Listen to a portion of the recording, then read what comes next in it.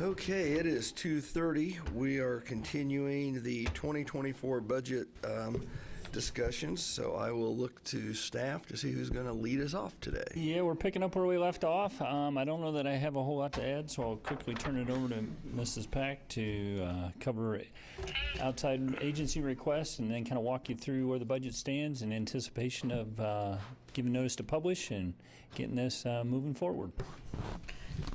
Thank you, Mayor and Commissioners. Debbie Pack, Director of Finance. Yes, today is just kind of a continuation from last week, going over our outside agencies and issues and options, which is kind of the last decision point for you all to tell us how to create the budget and how to bring it forward for actual approval in August. We left off last week with OCCK. We had a lot of discussion about that. Representatives are here again today. I will just kind of reiterate kind of the information that we got. Their current request is $947,048, which is about an 11% increase over 2023. I think as we discussed last week, part of that is COLAs for their employees and a more competitive wage increase for their drivers. And so I will just, unless you have specific questions, I know, like I said, the representatives are here. I'll let you continue your conversation on that particular item and give us some direction. Okay, I'll look to my left. I know Commissioner Ryan had some comments last time. Well, I have a couple questions, I think. On the paratransit, are the pre-qualified people pre-qualified for life, or do they drop off of those lists? Good afternoon, Commissioners, Mayor. It is an annual, the recertification. Okay. So they have to go through it annually. And when they are transported, is that just one person going, or are they allowed a companion? Sure. Or do you team them up? Like, could you make two at once? If the circumstances allow it, and if we don't try to deviate the route very much, but if the circumstances allow it to transport more than one, personal assistance ride at no cost. So yeah.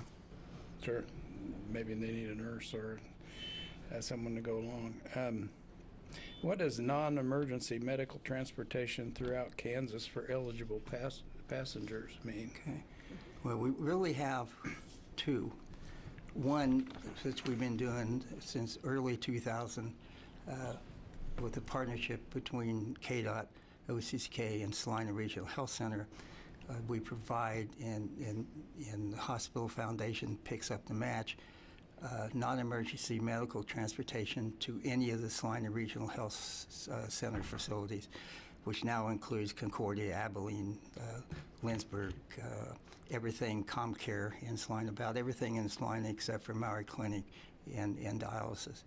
It also includes part of what they refer to as the Sunflower Health Network, which is a 14-county area. And again, that's that cost of that match is offset by the foundation's contribution. Okay. That's all the questions I had left over. Actually, that question that you asked raised thought in my mind. Let's just say they're here in Salina and they have to get a test done in Concordia. It's more likely to be the other way around. But if they have Medicaid, are you able to bill Medicaid for that transportation? Right.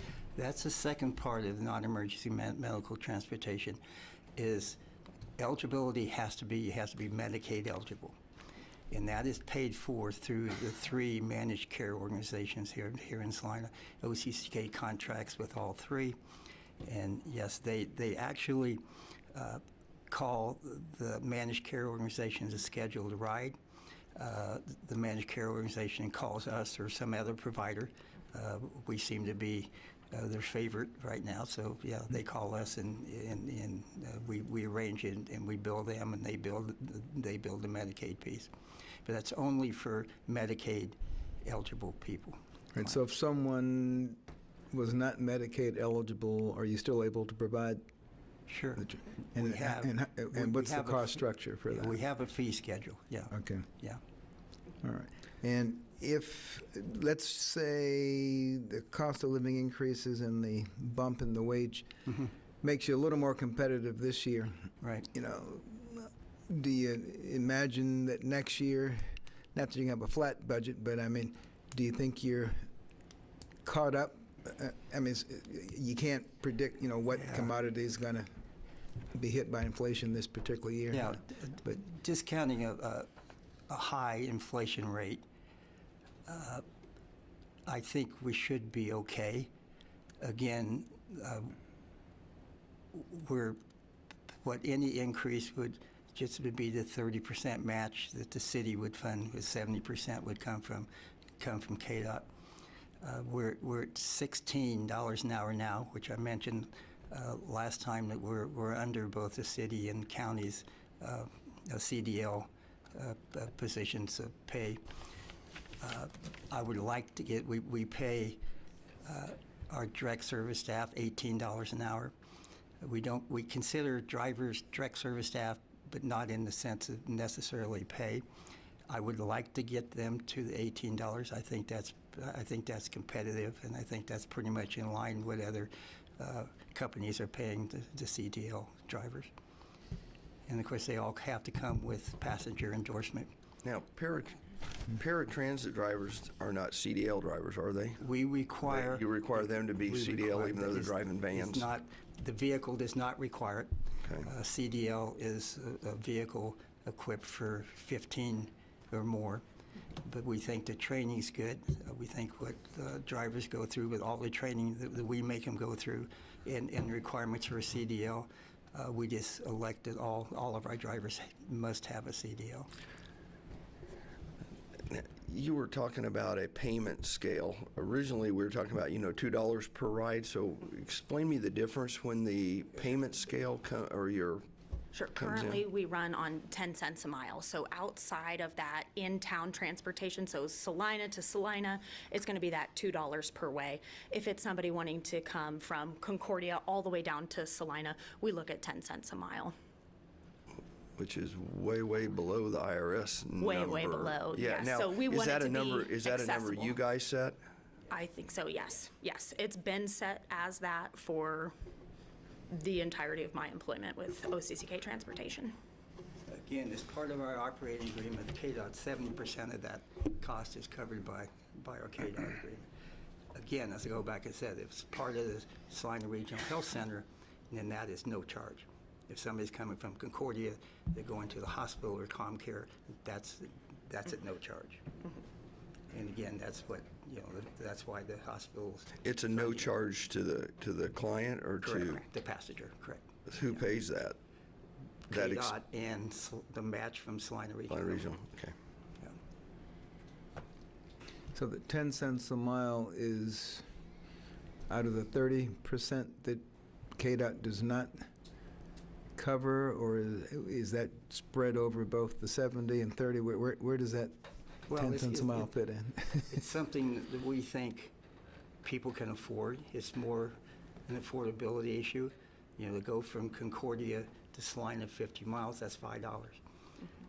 We learned a long time ago that most of the people we transport are financially, anything over that would probably be a burdensome.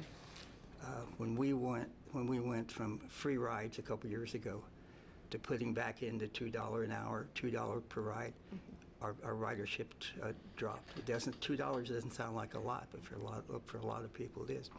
So that fee schedule was based more on affordability than practicality. Okay. I'm not sure how the whole system works, but I'm guessing that people buy a monthly pass for unlimited rides. They can. Is that yes. correct? Yes. What's that run? $35 for a City-Go monthly pass. If they're wanting to buy paratransit for a month, it is the number of trips they would take at that $2 rate. Okay, so $35 a month, they can ride anywhere all day long, every day. Correct. So have you City-Go.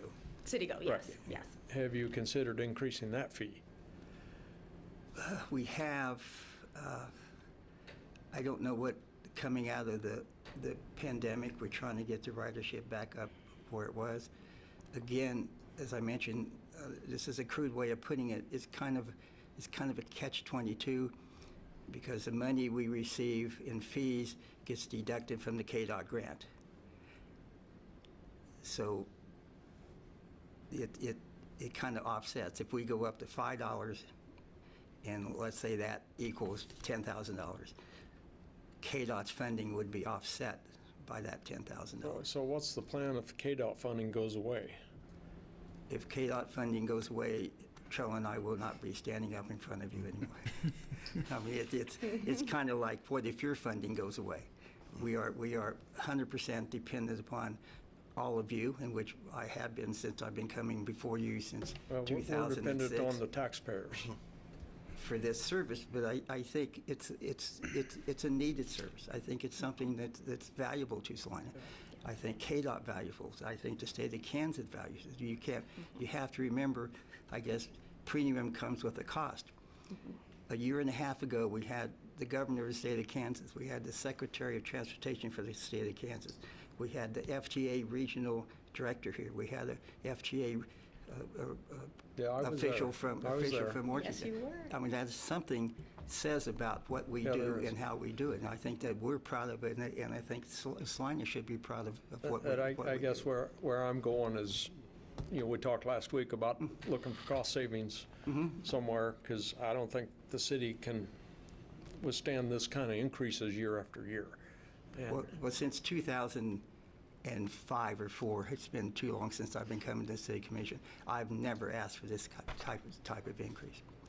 But circumstances, being competitive, paying our drivers commensurate wages to commensurate with other people, I think most of our increases have been within the 3% and 5% rate. I don't expect this to come back next year for another 10%. I think this timing, I have to get the wages up. this is probably not the appropriate time to bring it up, but there's been a lot of discussion about the 7th Street transfer station. Would you all be willing to work with a pilot program on that, relocating? I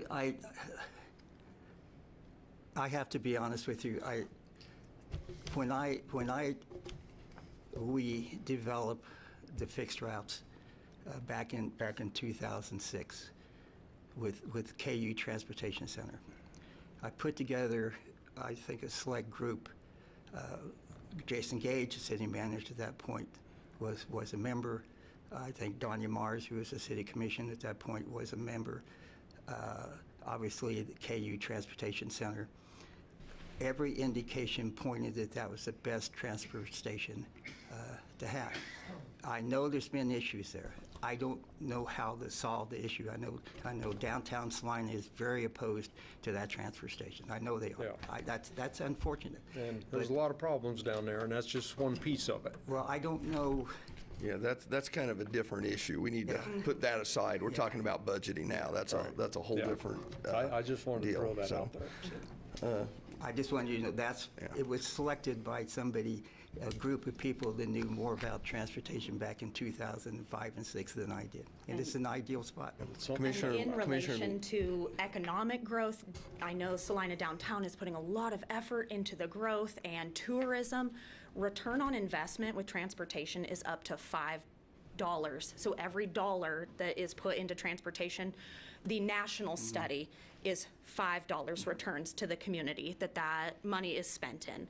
So I don't have specific data for Salina, but no doubt public transportation will provide that. So if a lot of people coming into an area are all of a sudden not able to come into that area, we would potentially see a large impact in the amount of dollars spent. Commissioner Lee. It's not, Mayor. We better move on. It's not the but- time to talk yeah. about it. but Commissioner it is worth Linkowitz, any looking- questions? Actually, I do have a question, and it's more about kind of, in my mind, justifying the money going your direction. I'm curious as to the demographics of your passengers or clientele. How many of those roughly are retirement age, fixed income type of riders? I do not have exact numbers for you because we are considered general public transportation. Sure. When people do apply for paratransit, they can choose to share their age and their trip purpose with us, but that's not something I love to share because that is private information for them. We serve a lot of people on fixed income or receiving Medicaid funding, people who are maybe on disability or other types of services. It is a huge percent of ours. I can get more data back to you on that, but it would take an additional survey. I'm just trying to gain perspective on, because, I mean, that demographic, I think it's no secret that your service is a requirement in terms of getting to, Getting to work, appointments and- getting to service, getting to nutritional needs.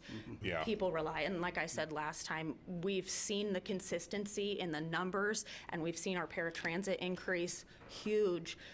That's because we are serving a population that truly depends on this service. They maybe cannot afford a taxi, or they don't have their personal vehicle. It's essential to We them. kind of need to keep moving because we have 45 minutes before we have to go into our others. So That's all I had. I guess my big concern is that, it's a fairly substantial jump, but I look at the paratransit and I'm trying to, that's a 79% increase from 2019 to today, and I'm having a hard time getting wrap my head around how we got to that point.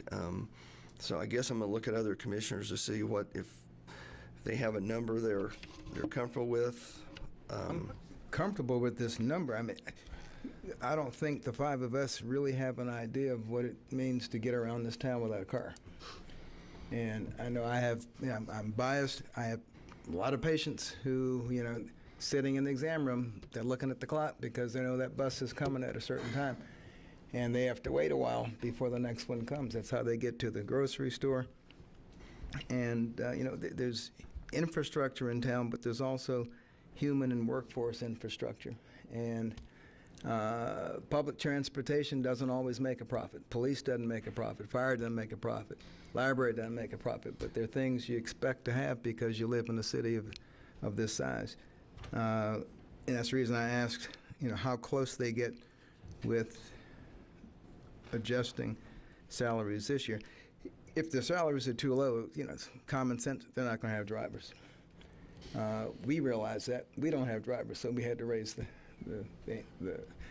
the wage up. I think it's just, it's reality hitting us in the face. This costs money. And, we're either about providing a service or not. I don't think this is something you can half-step. You either have to do it, and again, they're not going to come back for 30% next year. But it's, I think it's still cheaper than us running the service ourselves. A whole lot easier, for sure. Commissioner Ryan? Well, it's difficult without the taxpayers' input to have to pick and choose between the services we think are essential. I guess that I think that a message needs to be sent that 10% double-digit increases are unacceptable. There we caught a little bit of a break during the COVID years. I think that if I were to pick a number, I'd say 10% is probably as much as I'm willing to go in this particular year, and then future commissions can decide if the requests are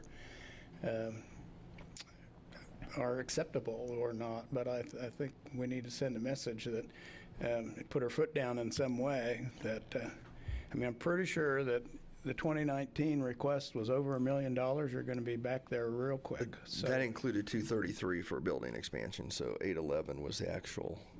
yeah. Yeah. So there we got some extra subsidy from transportation entities, but we're going to be right back there where we had a year where there's a 14% increase. So they've been mostly double digit, and I just think that's too much when we can't give our own fire protection, our own police protection, those kinds of bumps every year. When we talk about inflation, then we're talking about 10 cents a mile from Concordia to here. And again, those are not, if we're subsidizing that, those are not Salina individuals either. And to me, 10 cents a mile is probably not making an attempt to keep up with inflation when we talk about fuel prices and stuff too. So, And I don't think people as a whole realize how heavily this is subsidized between the city and the state. And I would concur with Commissioner Ryan to hold that line at 10%. But the people who are being subsidized don't necessarily have the money to pay full price. That's true, but you I mean, mentioned that we don't subsidize a lot of understand- things in this country. We don't subsidize understand, healthcare. but I get around this town quite a bit on my bicycle. I guess But I if somebody's feel, had a stroke, that's not an option for them. I guess I feel confident that such a well-run organization as the OCCK could figure out a 1% difference in the subsidy we give them. I can live with that. I do want to point out that we bring a lot of business to Salina. We don't include some of the services outside of what the city is subsidizing, but Salina benefits by us bringing people from outside of Saline County and outside of Salina into Salina to shop, into Salina for medical care, into Salina for entertainment. That's an unknown factor, but that's a factor that we are bringing people. We are bringing commerce in here. So that is something that shouldn't be overlooked Do completely. you have a way to assemble some information about that? No, I don't Can know you what- interview the If we're writers? bringing people in here for entertaining, they ought to have money to pay for transportation. That's a little bit of a contradiction. I don't mean to, I don't want to go there, but Well, it if we're bringing depends them on for what you entertainment. mean by so- entertainment. so Are you anyway, going to a so- concert and dinner, or are you headed to the library to check a book out? So it all I depends on guess the it depends definition. when you say for it, anyway. Most So- of it, Yes. most of it's employment, shopping, or majority of it, of course, is medical. Yes. Majority is medical. And when we talk about access and choices, do we want people to be able to get fruits and vegetables, or do we want them to go to the closest convenience store and get a Snickers bar? So it's all relative on how you Yeah, look we at could- those we could- pieces. We could Sorry. debate this Oh, all day. Easily, So anyway, easily. I guess I'm going to look at fellow commissioners. I I'm good think with it's a 10. little, I think it's a little more than I would have gone, but if everybody's okay with 10%, we'll do Yes. that, but I'm probably not, depending on who's sitting here next year, I think the OCCK needs to take a hard look and yeah, I'm not sure we're going to look at double digits again, so. We might also want to look at everything else we subsidize. We subsidize housing a lot more than Yep. this. So, okay, 10%? 10%. Okay, thank you. Thank you. Thank you for you. that, and thank you for all the past support that the commissioner and all the commissioners in the past 15, 20 years have been giving. Thank you. us. So, thank you. Okay, Ms. Pack. So that leaves me, I calculated 10% over last year would be an increase of $85,190.30, which would be a total of $937,093.50, just for anybody that's a dollar geek like me. Yeah. And I'll put that in the budget. The next item we have on today's agenda is Salina Grace's request. As you recall, back in 2002, the city commission, or the city entered into agreement with Salina Grace. They provide low-barrier winter home shelters, community resource center. They had a new program to provide a resource center where they could provide offices for other agencies to come in and meet, day center with lunches, and they would provide us with some data, some demographic data. We did enter into that agreement. It was a 2-year agreement with self-renewal annually after that.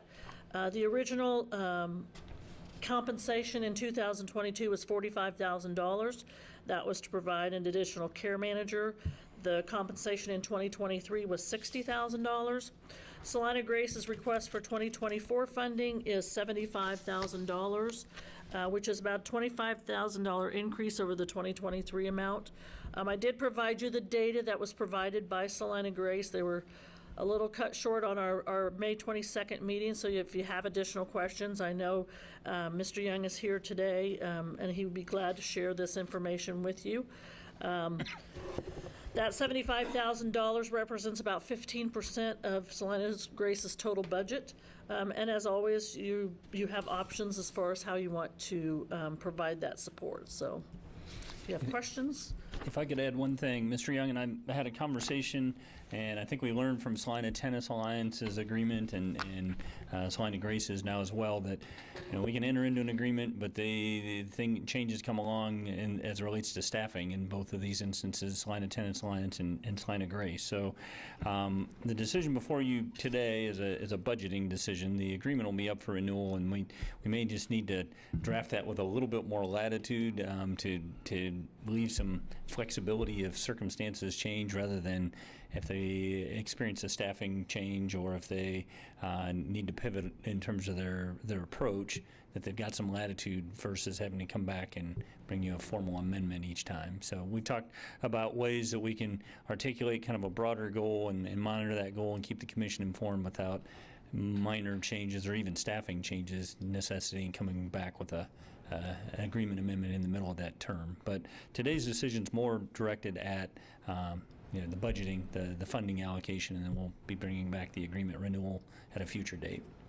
So when we approved the 60,000, was that just on an annual basis, or did we feel like that was ongoing? I mean, that was going to be our contribution for the next several years. Yeah, pretty much everything we do is subject to annual appropriation, but we did go into it with the anticipation that it'd be annual renewal, unless we chose to not renew, and then the funding increase request is a change that we're bringing forward to you because of the increase.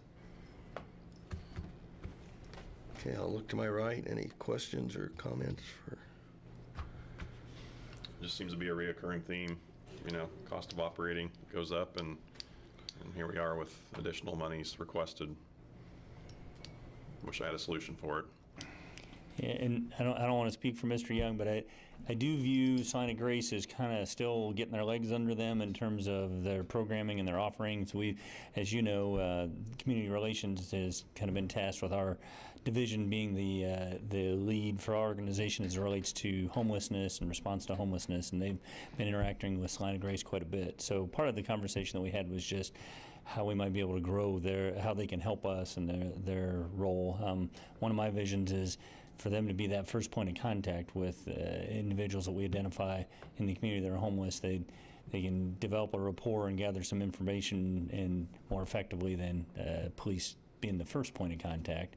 And then maybe we can kind of effectuate a solution that is more effective than citations. Not to say the police wouldn't necessarily be involved, but they have the opportunity to kind of build a rapport. So if I might just share a word or two, I'll just be very brief. I understand that the $15,000 is above and beyond what we had previously discussed, and I certainly hear the recurring theme of the growing need for many agencies, and all of them are very worthwhile. How can you pick? And I know that there's limited funds out there. I do want to say this: we're striving to be a great help to our entire community in addressing the issues of homelessness here in Salina.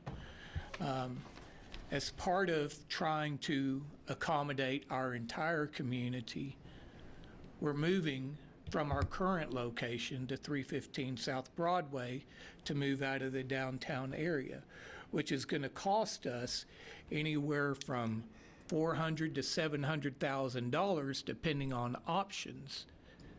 Those are steps that we're taking to try to raise funds privately, not coming to the city, in order to accommodate concerns that are raised by especially the community in the downtown area. Those are not things we brought to the city council to ask for funding on. But this does increase our cost of doing business by moving to this location. And so I would like to plead our case that we're doing everything we can to help with a very costly situation of homelessness. We're addressing needs in our community, and we hope that you see the value of what we're trying to do, and we're not trying to bring all of our additional costs to you. We're trying to be good stewards here and raise as much of it on our own as we can. And so we just want that to be considered in all of this as well. Thank you.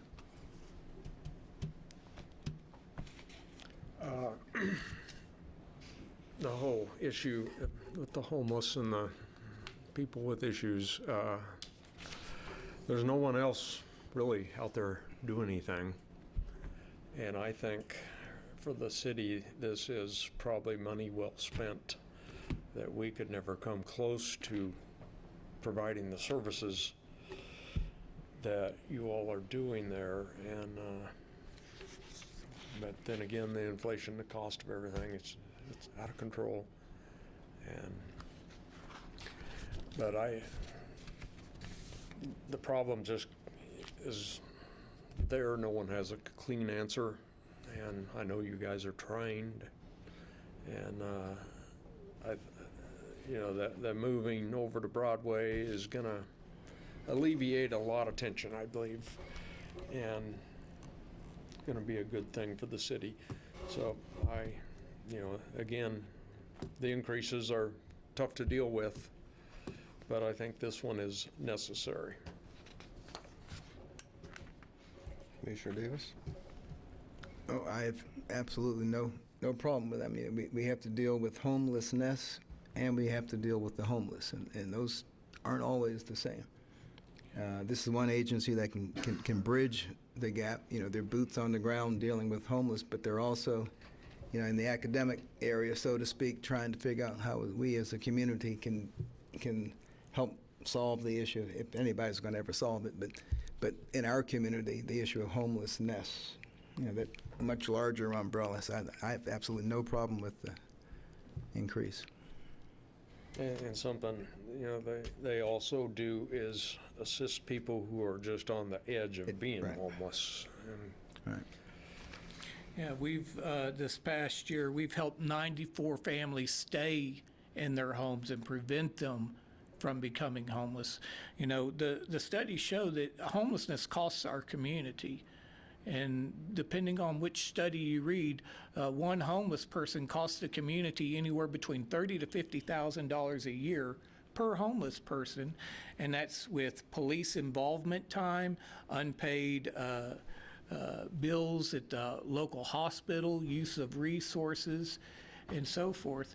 And so not only are we helping and giving back to our community by preventing people from becoming homeless, but then there's also the 68 homeless people that we worked with that we helped to get a job, and now they're giving back and providing constructively to the community instead of just pulling resources out of the community. Commissioner Ryan?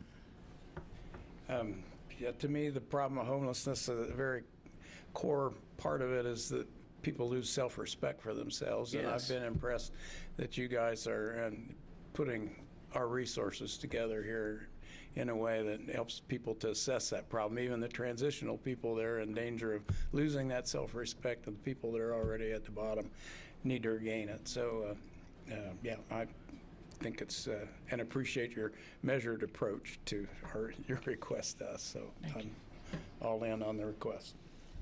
Okay, looks like you got majority, so we'll leave that at the requested amount of 75. Thank you. Thank you. So that concludes our issues and options section. The next part of the presentation, I forgot to put a header sheet, is kind of the highlights of the 2024 budget and where we kind of ended up. Number will change just a little bit, but I just wanted to do an overall kind of review of where we ended up with your decisions and how that affected the budget. Property tax, as we recall, the revenue neutral rate that was provided to us from the county clerk was 28.856. Our budget assumption was the midpoint between that and our current rate, which put us at 29.602 mils. Of that, the general fund property tax revenue being budgeted is a little over $11.5 million, and the property tax going to the bond and interest fund is almost $3.9 million, which, as we spoke about earlier, should enable us to provide and get through some of those projects that we had in strategic planning. On the personnel side, in the 2024 budget, we've added an additional 13 new positions. A lot of those are, well, there's a lot of them that are both administrative and on the ground, so I think that we're providing a good mix. We have 2 positions that we're reclassifying from part-time, non-classified to classified, which is a better way of getting people in. There's more benefit to those employees than without being classified. On the employee pay plan, our assumptions have a 4% cost of living increase for all employees and a 3% maximum merit increase. As a result of that number, the total full-time salaries for the general fund is almost $23 million. For arts and humanities, about $400,000. Sanitation, a little over $1 million. Solid waste, $575,000. Golf, a little over $230,000. Water and wastewater, about $3.4 million. And the central garage at about $176,000. Question? Yes. In development services, you got a code compliance, dangerous, dilapidated structures addition. Do we have more of those structures, or is this just a new emphasis there? This is an emphasis for those code compliance position, that code compliance position to look at those specific, if, I don't know if Mike has more to add. We've talked about code enforcement in general for quite some time, and we've also talked about dilapidated structures. So that classification is just trying to kind of indicate the intended emphasis is dangerous and dilapidated structures by adding this person. I don't know that we have more buildings, but we've had we've had an inventory for quite a while. We're hoping that this can then allow us to process more on an annual basis. And we've also budgeted on the other side funds for. We have, if yes. we carry through. Yep, Yes. the cost of demolition, and there is some opportunity for cost recovery, but it doesn't pay for itself, and so we're budgeting for that added expense. Thank you. These positions are included in, they haven't been added yet, have they? No, they have been added to They the have numbers been that I'm presenting today. They have been added. So we're not advertising for them yet. No, no. They'd be authorized in the 2024 budget, but Okay. these are included in those budget numbers. Okay, so these people aren't on the ground? no, yet? no, Okay. no. That's, No. I didn't think so. In fact, we're not sure we're going to be able to hire them all, frankly, as we Yeah, I have was hiring thinking good luck. challenges, but we're authorizing these positions, and we'll see And how we our can do. personnel budget's budgeted, you don't budget as if we're 100% No, full anyway. We do a percentage of that. Right. Knowing that we're going to have vacancies and correct. period. And that is a never-ending conversation of how to do Spend a that. lot of time and energy trying to figure out how to hone that estimate. Yeah, that's probably one of the hardest budget numbers to come Yeah. up with because you don't know how those vacancies are going to make the budget fluctuate. But we do not budget for 100% in, well, I would not say that, not in every department. Right. There are some that are very stale, very static. There's not a lot of turnover.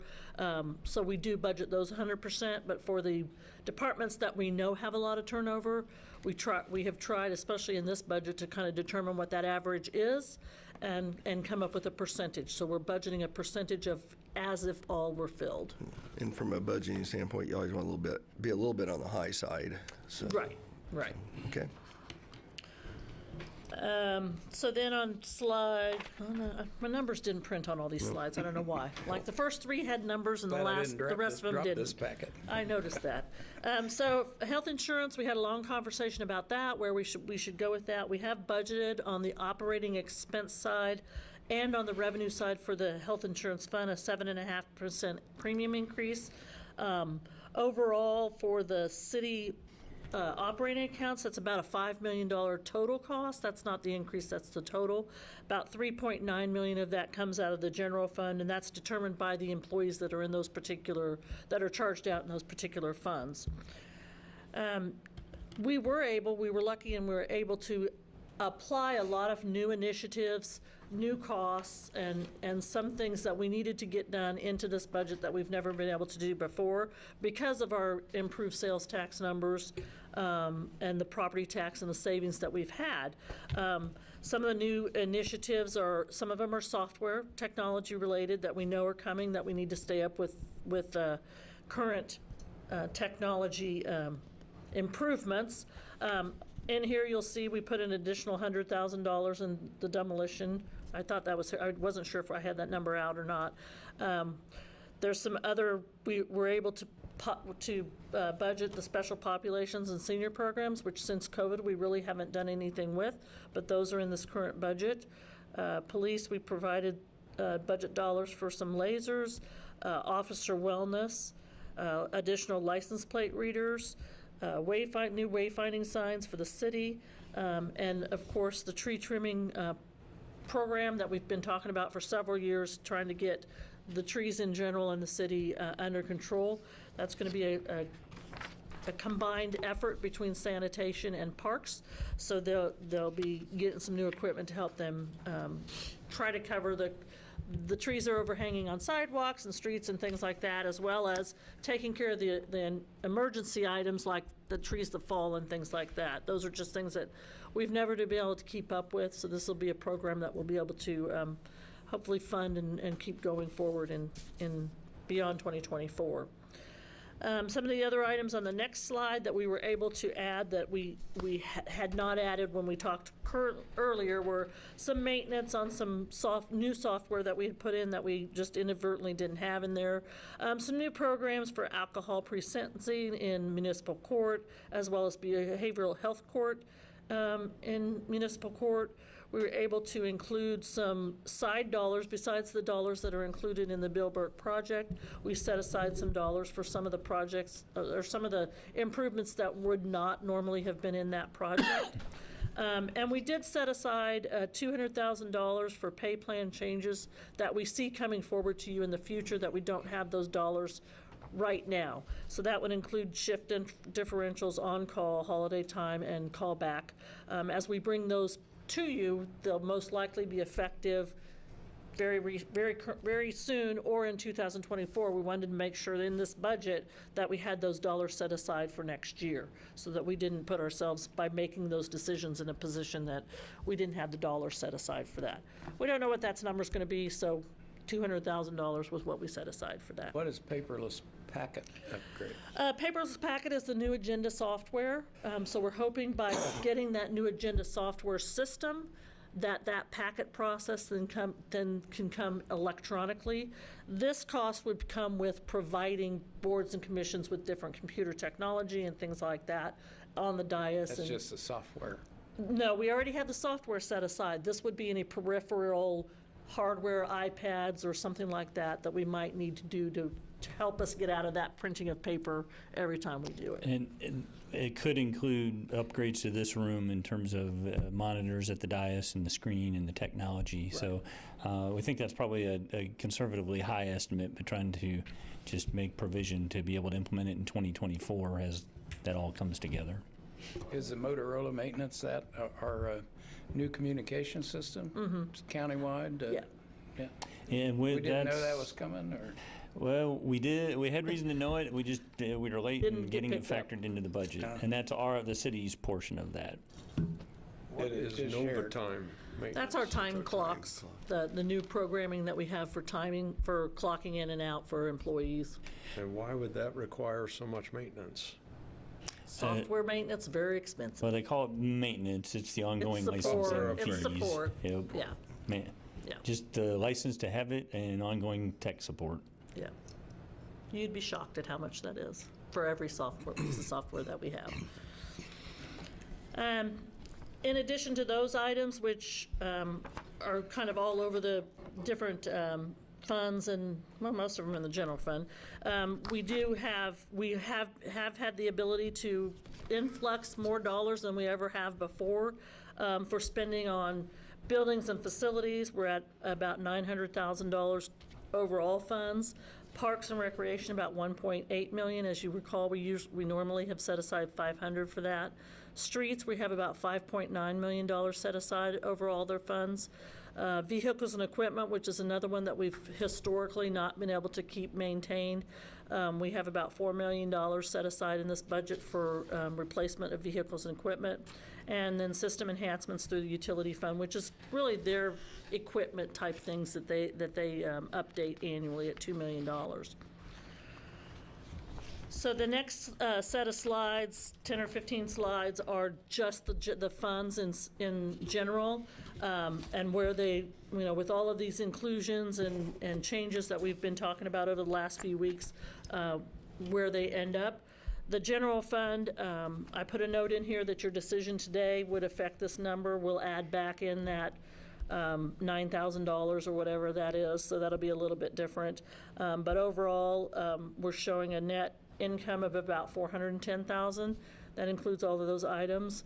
We did talk about, and we did not include in this budget, a $1.8 million project that was requested for 2024, that when we talked about the debt fund and putting that money in, that property tax into the debt fund, and we kind of came up with that big plan, that was one of those projects that we had being funded through cash. So that decision has not been made through this budget, but that could be a decision that we make next year, that we actually utilize this fund balance for that particular project.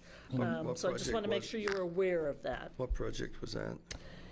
It was curb and gutters on Iron, I believe. Yeah, it was a street was a project that street we project. originally had in the debt service fund. And then as we put in East and West Magnolia, Magnolia. we identified it as pulling it back out to pay cash so that we had the cash flow for the rest of the debt service. Right. So what we'll end up doing is coming back to you at the time that that project's being put together to get authorization, and we can kind of quantify those costs, and you know, out of all of this, then that becomes a likely expenditure out of reserves. But in return for that, we think we found a way to fund the East and West Magnolia improvements.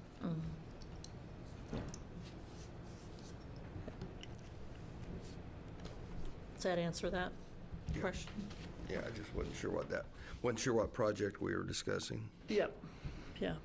And that's one you'll see on the CIP when we get to that here in a couple weeks when we approve that. It'll be spelled out. That particular project was one that was requested for 2024. Moving on to the Arts and Humanities Fund. That fund shows a net income about $4,000, an additional transfer from the general fund. I'm not going to go through each of these funds. Sales tax capital fund, we still do have the increase in sales tax. Pretty solid. It's still at, like, I think 4% over, 8% over the 2022 actual, which kind of shakes out to about 4% per year. So that's a pretty strong number. The number for the interfund transfers includes all of those additional costs that we talked about through the CIP, the capital improvement plan, that long report that we provided to you about replacing all the equipment and things like that, the parks repairs that we're showing in that sub-CIP budget number. That's all most of that's coming out of sales tax. It used to be a transfer into those funds. It still is, but it's just at a different dollar amount. So that $13 million looks so much higher than previous years because we've been able, with the increase in sales tax, to allocate a little bit more money for those particular items. Well-needed items, by the way. Business improvement, tourism, convention are pass-through funds. So what we try to do there is budget what we believe will come in and will go out, because those are truly just pass-through funds. The next one's Parks and Recreation, Special Parks and Recreation. As you recall, that's typically used for playground replacement. We do have, this budget does look a little higher because we do still have some of those dollars set aside for some of the work at the tennis project. There were still some funds that we had dedicated to that project that was coming out of this funding, and this just allows them to have that authority to do those projects if we approve those projects. Special alcohol, again, as a pass-through to grant agencies that we provide those grants to. Special gas tax. This is a fund that we've been trying to budget a little bit higher than what we've got revenue for, because we're trying to spend that down to closer to its target. It's spent strictly on transportation, so whether that's streets, sidewalks, whatever, anything transportation related. So that one you'll see shows about a negative budget, a negative loss in 2024, but that's intentional to try to spend down some of that fund balance that's about $1.8 million right now. Neighborhood park development, that's one that just projects have to come in, but we're budgeting a high number, at least to the fund balance, in case those projects do come in. We do have that authority, but they're restricted to specific areas depending on where the funding came from. TPAC, former Schilling, those are just operational accounts that we have. For Schilling, it looks a little shocking to be in a negative. However, they have those funds available, so we're just trying to make sure that we've budgeted enough in their authority to do that. They don't anticipate spending that much money. Their timeline shows about a $20 million spend next year. So that budget should be well enough adequate to do that. Sanitation fund, that's a spend down a little bit of their fund balance. Still, and like, this number does not reflect if we, the change of, didn't we change the cost of the Art, the second card, card. that $1, that's not reflected in this revenue number, but it's still probably pretty close to what we would get. Solid waste, golf, I'm not gonna necessarily cover any of these, but if you have any questions on any of the remainder of these funds, I'd be glad to answer those. Does that solid waste budget balance take us down to the target? The target in that fund balance is $500,000. We have, in that solid waste fund, we have a $6 million transfer budgeted, but we will only do that once we get some final numbers in '23 to see where that number is, so that we don't take it below that target fund You balance. might explain the purpose of the transfer as well. That transfer is going to their capital reserve, which is for their equipment, post-closure, closure costs, those types of things that are really intended for that overage, and get it out of the operating fund. In case we would need it, we'll get it into a fund that we could use it when we needed it.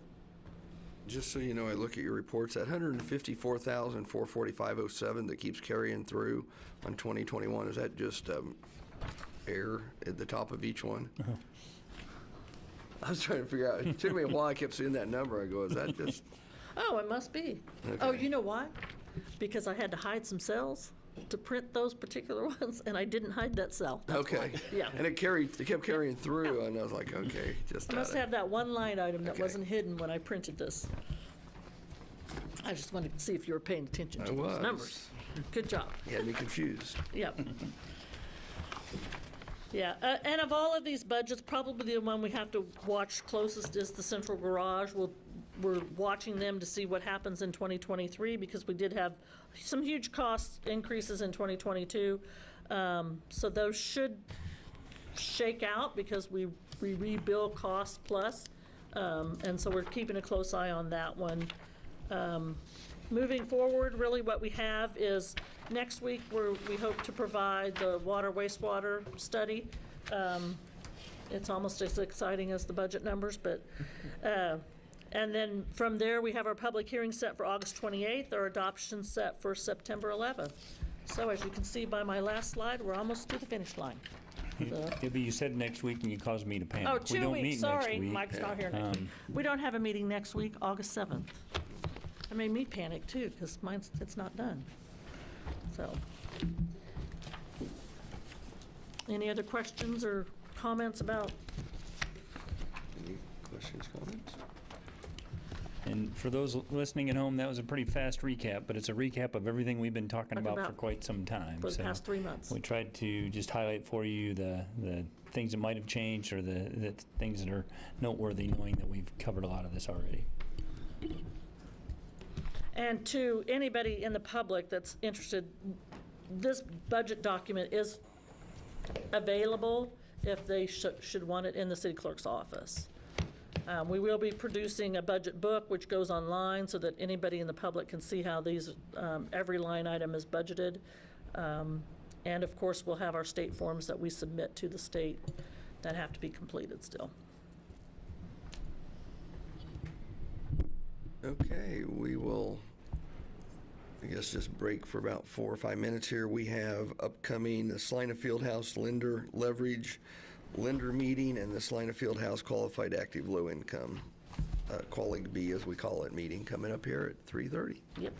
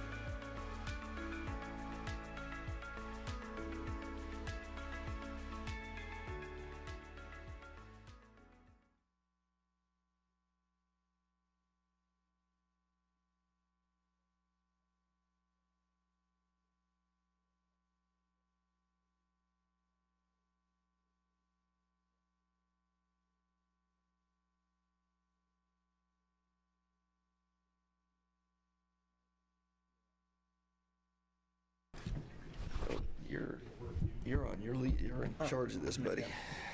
All right. We're going to start by calling to order the meeting of the Salina Fieldhouse Lender, Inc. Leverage Lender.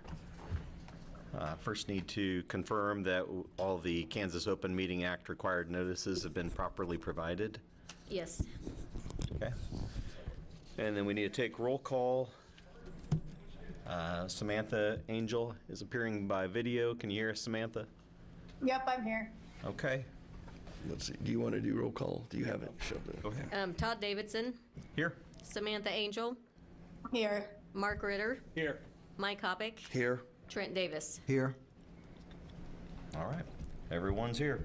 We'll move on to the approval of the minutes from our last meeting, which was October 24, 2022. Do I have a motion to approve the minutes? So moved. Second. Okay, I have a motion and a second. All in favor of approval of the minutes, say aye. Aye. All oppose? Motion carries. First item on new business is to adopt a resolution authorizing the city manager to execute all documents related to the unwinding of the New Markets tax credit financing transaction. Yeah, I'll give a quick overview, and then I'm going to turn it over to Debbie Pack, our finance director, who's been handling this in great detail. But as I think you recall, and as you know, the field house included funding, which was New Markets tax credits, and with that came a very unique structure to be eligible for those tax credits. So we had to form two entities. You're serving on the leverage lender, which was part of that transaction. There's also what's called a qualified active low-income community business that we affectionately refer to as the Qualic B. Those have been in place for 7 years to facilitate the tax credit transaction that incentivized investors to make their investment in the project.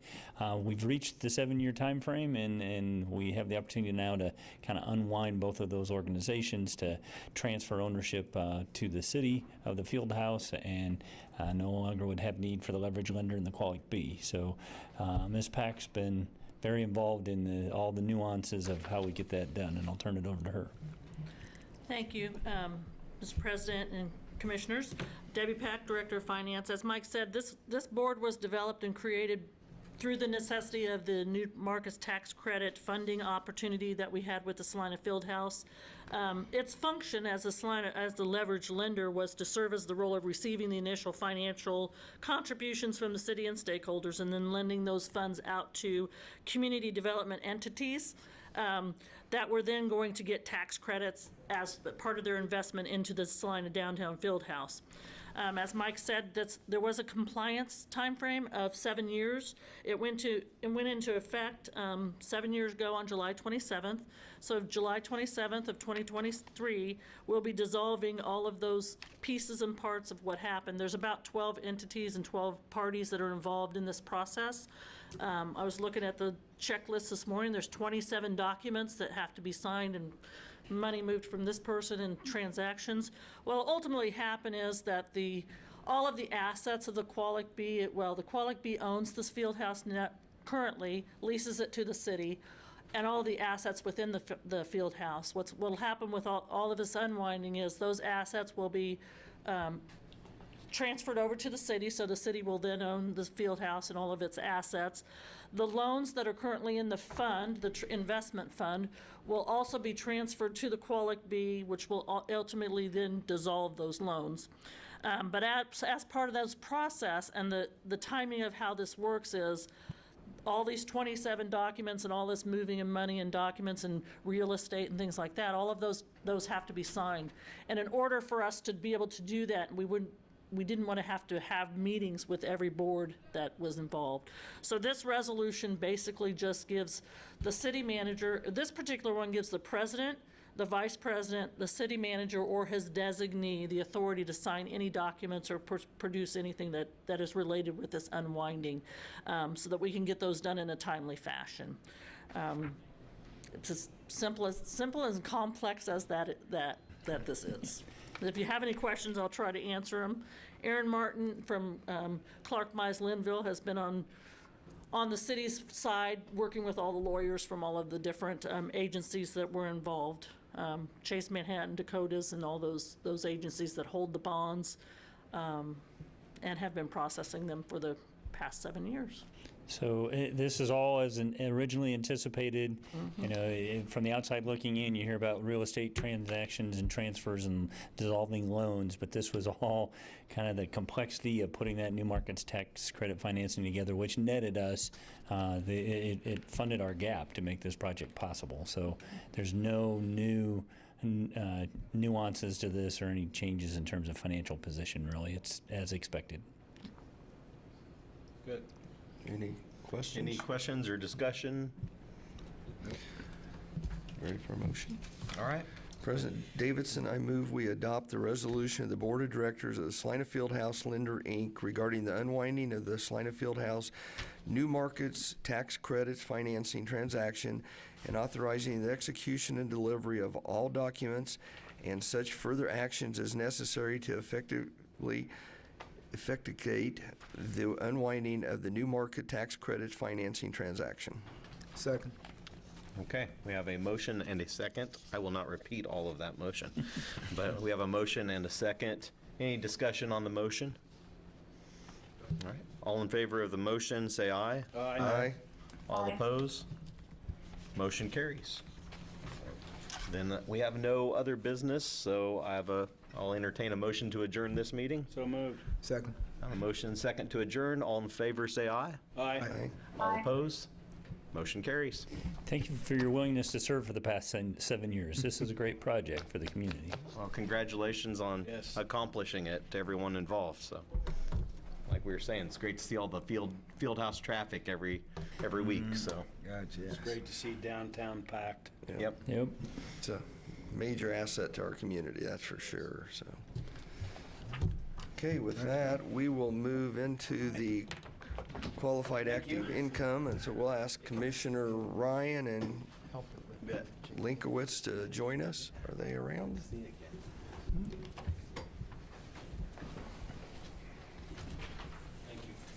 Thanks, guys.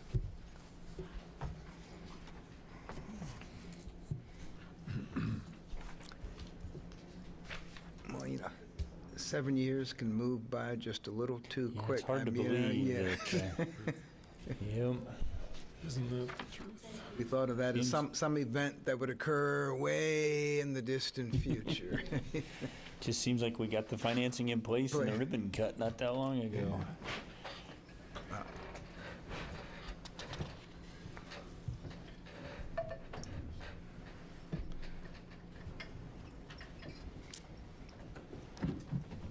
Okay. With that, I will call the Salina Fieldhouse Qualified Active Income Community Business, Inc. annual meeting to order. With that, I would look at staff for confirmation of the Kansas Open Meeting Act required notice has properly been provided. Yes. Thank- Yes, I had trouble with that. I did. With that, may we have a roll call? Mike Hoppick, Here? Trent Davis, Here. Carl Ryan, Here. Greg Linkowitz, Here. Bill Longbine. Here. Okay, we will move to item 2, the approval of the minutes of the October 24th, 2022 meeting. Mayor, I move the minutes be approved as presented. Second. We have a motion and a second to approve the minutes of the October 24th, 2022 meeting. All in favor? Aye. Opposed? That item passes 5-0. That will lead us to new business. Item 3.1, adopt resolution authorizing city manager to execute documents for Salina Fieldhouse Qualified Active Low-Income Community Business, Inc., related to the unwinding of the new markets tax credits. Okay, Ms. Pack. I was going to just let him explain it because you just heard it. I'm not sure if the other commissioners were listening, though. Debbie Pack, Director of Finance. As part of the funding for the Salina Downtown Field House, the city got the opportunity and took the opportunity of using new markets tax credits funding for a portion of that project. There is a compliance requirement period of 7 years. That 7 years expires this week. But as part of that process, there's a lot of documentation, a lot of moving parts, assignment of assets, assignment of the field house. The assignment of the field house will go from the Qualic B to the city, which will then own it and all its assets. The loans will be reassigned to the Qualic B, which will then dissolve those and basically make them go away. And so this resolution basically gives the president of this board, the vice president, the city manager, or his designee the authority to sign the documents and sign the information that needs to happen to get this all kind of unwound and get these loans off the books. And then eventually these boards will be dissolved. And the field house will then be ours and to run and own for the rest of our lives. As I told the last group, this is all as originally anticipated in terms of the finances of it all and the transaction. It was a 7-year period to be eligible for the tax credits, which ultimately helped us fund the gap to make the project possible in the first place. So no real financial change of position from what we expected. Well, a little surprised it's been 7 years now. Seems like it was just not that long ago that we started all this, but we can unwind this and be done and take ownership. Great to be at this moment. I'm wondering if, I assume the city has to bear the cost of all of this unwind. Do we have a budget for that, or is it, do we know an amount or a cost? We don't currently know the amount, but when we talk about it at the city commission meeting, I'll tell you, the only cost we truly know is there's a $1,000 fee. The city does bear the cost of that and some of the legal fees that are related to all of this unwinding. However, any of the assets that remain, so any of the accounts that remain out there will come back to the city. So if there's leftover funding or anything like that, that money Do will we come have back some to us. balances in those Dakota funds and those ML? Not whatever knowing they- exactly what those fees are going to be, I'm not sure if it'll level out or if there'll be some cost to the city for that. But for And the we have cost of had this some- loan, We have had some ongoing costs that Yeah. we've been paying each year for carrying separate insurance and conducting a separate audit that we Yeah. will no longer have to do. correct. But those accounts that were created to transfer monies around, those have been exhausted, or are there No, residual there's still funds balances in there? some of those accounts. There's one of the accounts was the reserve account, and it actually pays part of the interest on the loans. So the city's been paying part of that as part of their lease payment annually, and then that fund pays part of that. The city ultimately, in this transaction, gets the majority of that back through the leverage lender every year. So there's funds for that left available. There's another reserve fund that has some $120,000 or something like that in there. As this all shakes out, I'm not sure exactly where it's going to all go, but it's possible that those funds will be transferred down as well. But there could be some cost to us as far as the legal cost of doing this transaction. Expected. Okay, any other questions or comments? Okay, if not, I'll bring it back to the commission for action. Mayor, I move we adopt resolution authorizing city manager to execute all documents related to unwind the new markets tax credit financial. Am I reading the right one? Tax credit financial transaction. Got my agendas crisscrossed. Second. Okay, we have a motion and a second to adopt the resolution authorizing the city manager to execute documents for Salina Fieldhouse Qualified Active Low-Income Community Business, Inc., related to the unwinding of the new markets tax credits. All those in favor? Aye. Aye. Opposed? That passes. And I think the 5. mayor did read that correctly. I think I read the resolution from the wrong agenda, the leverage lender, but he did state it correctly. Yeah, Yeah. yeah. Sorry. Okay. Okay, and I do not believe we have any other business to come before us. So with that, I will accept a motion to adjourn. So moved. Second. Okay, all those in favor? Aye. Opposed? We are dismissed. We will be back in here for the regular scheduled city commission meeting at 4 o'clock.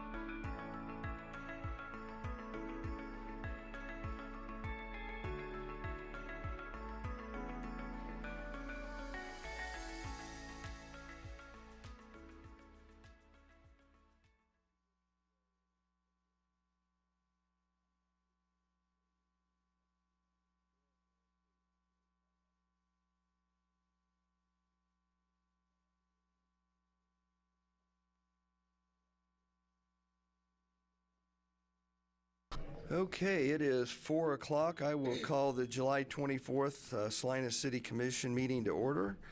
I will look to staff for confirmation that the Kansas Open Meeting Act required notice has been provided. Yes. Thank you. May we have roll call?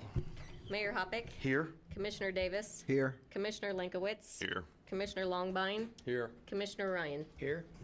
Will those who are able please stand for a pledge of allegiance and a moment of silence?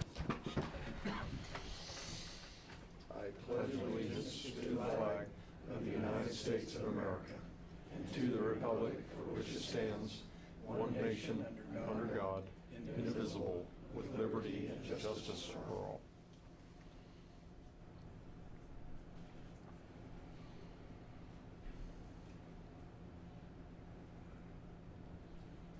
Thank you.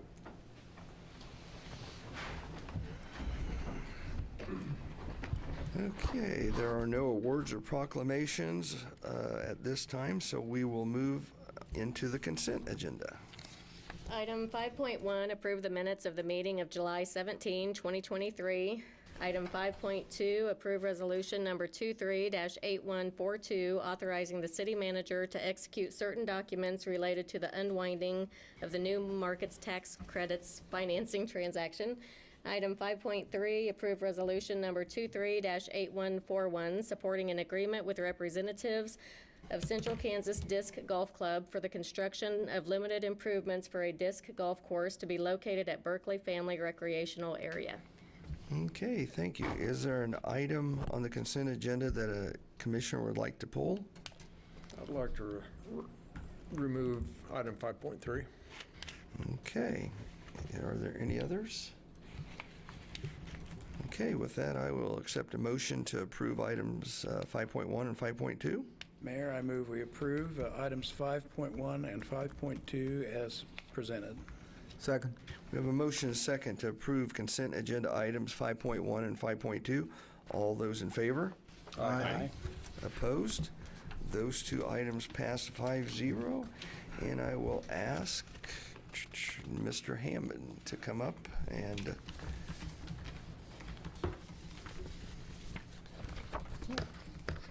Mr. Commissioner Longbine, you have some questions for? Yeah, well, yeah, I saw that. I had representatives from the Disc Golf Association here, and wanted to hear a little more about this. I did have a concern about, I was at a baseball game recently at Dean Evans, and I'm guessing this is directly south of Dean Evans? This is That's correct. proposed, yeah. And some people had unloaded four-wheelers and motorcycles there. Were racing around there, which probably not legal to do, but that was my concern about this location is that, and as often as it is closed for events at the runway. I can give you some information about my understanding of their intent. Their intent is to not be on the runway itself or even the grass strip adjacent to the runway. There is a area that is wooded, a very natural area, so their intent is to develop the disc golf course in the area that is really doesn't get any occupancy or any use currently, which is still part of the park. But it's a natural area. It has some significant elevation change, and they would be away from any action that would be on the runway or adjacent to the runway. This is butting up to the edge of the parkland where there's private property on the other side, but there's a strip of city parkland in the natural wooded area that they would be using. Secondly is, I think the primary use of this as a disc golf course is not going to be in the summer because that area is hot and humid and jungle-like. It's going to be used a lot in the fall and spring and winter. So they're not really going to be there that much in the summer.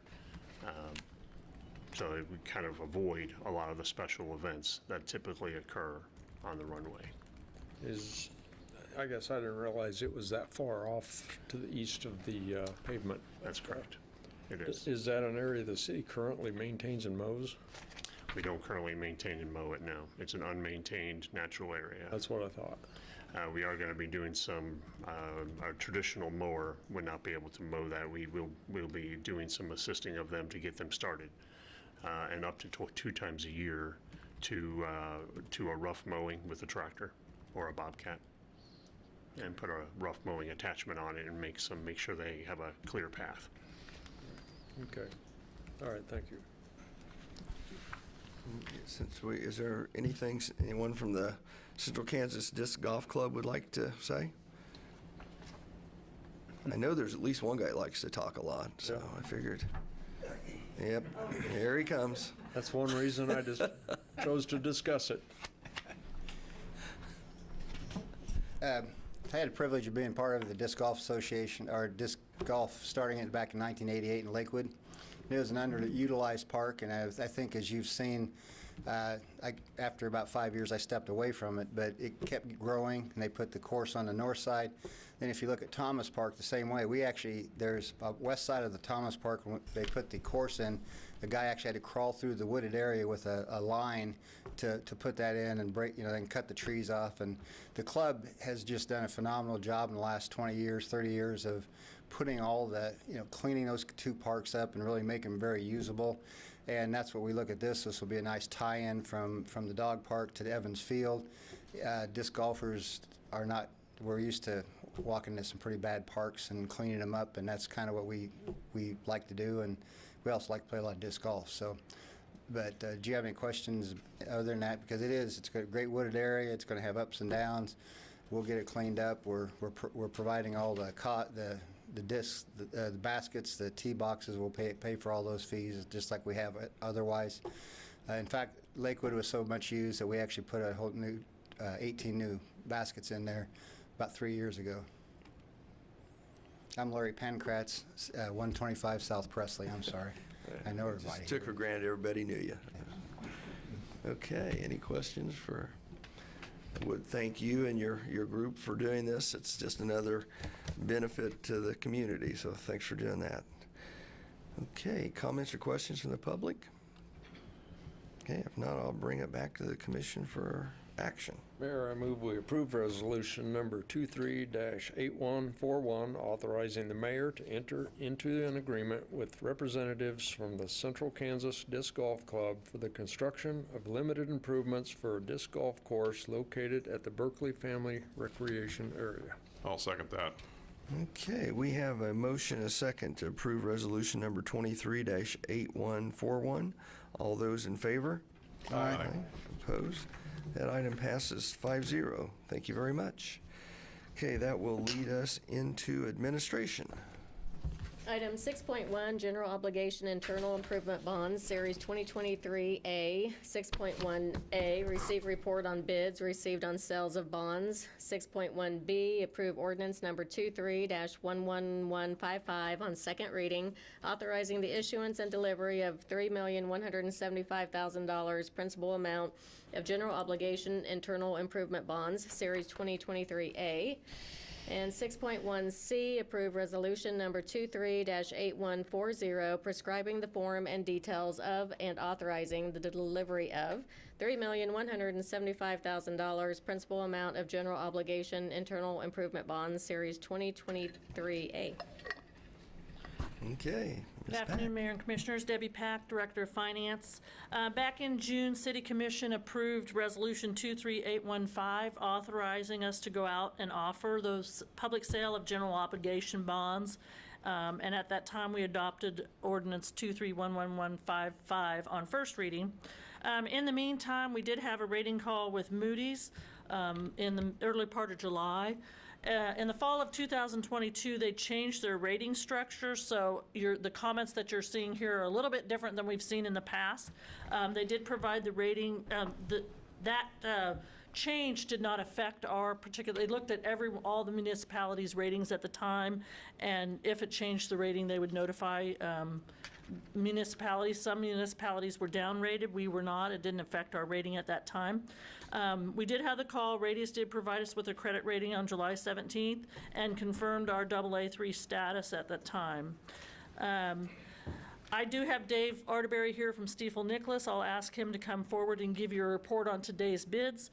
We also have Mitch Walter from Gilmore and Bell, our city bond counsel, that's here to answer any questions about the legal side of the bonds. And then I'll come back and kind of tell you what the bonds are going to fund. So, Dave? Thank you, Debbie, and good afternoon. David Arterberry again with Stiefel Nicholas. As Debbie mentioned, the city received its rating on its bonds a week or so ago, and after the rating was issued, the offering documents were then distributed to potential bidders around the country. All that then led up to actually the receiving of the bids today. That occurred at 11 o'clock this morning. We met in the conference room up by Debbie's office and watched the bids be submitted online. And I'm pleased to report we ended up getting a total of 7 bids.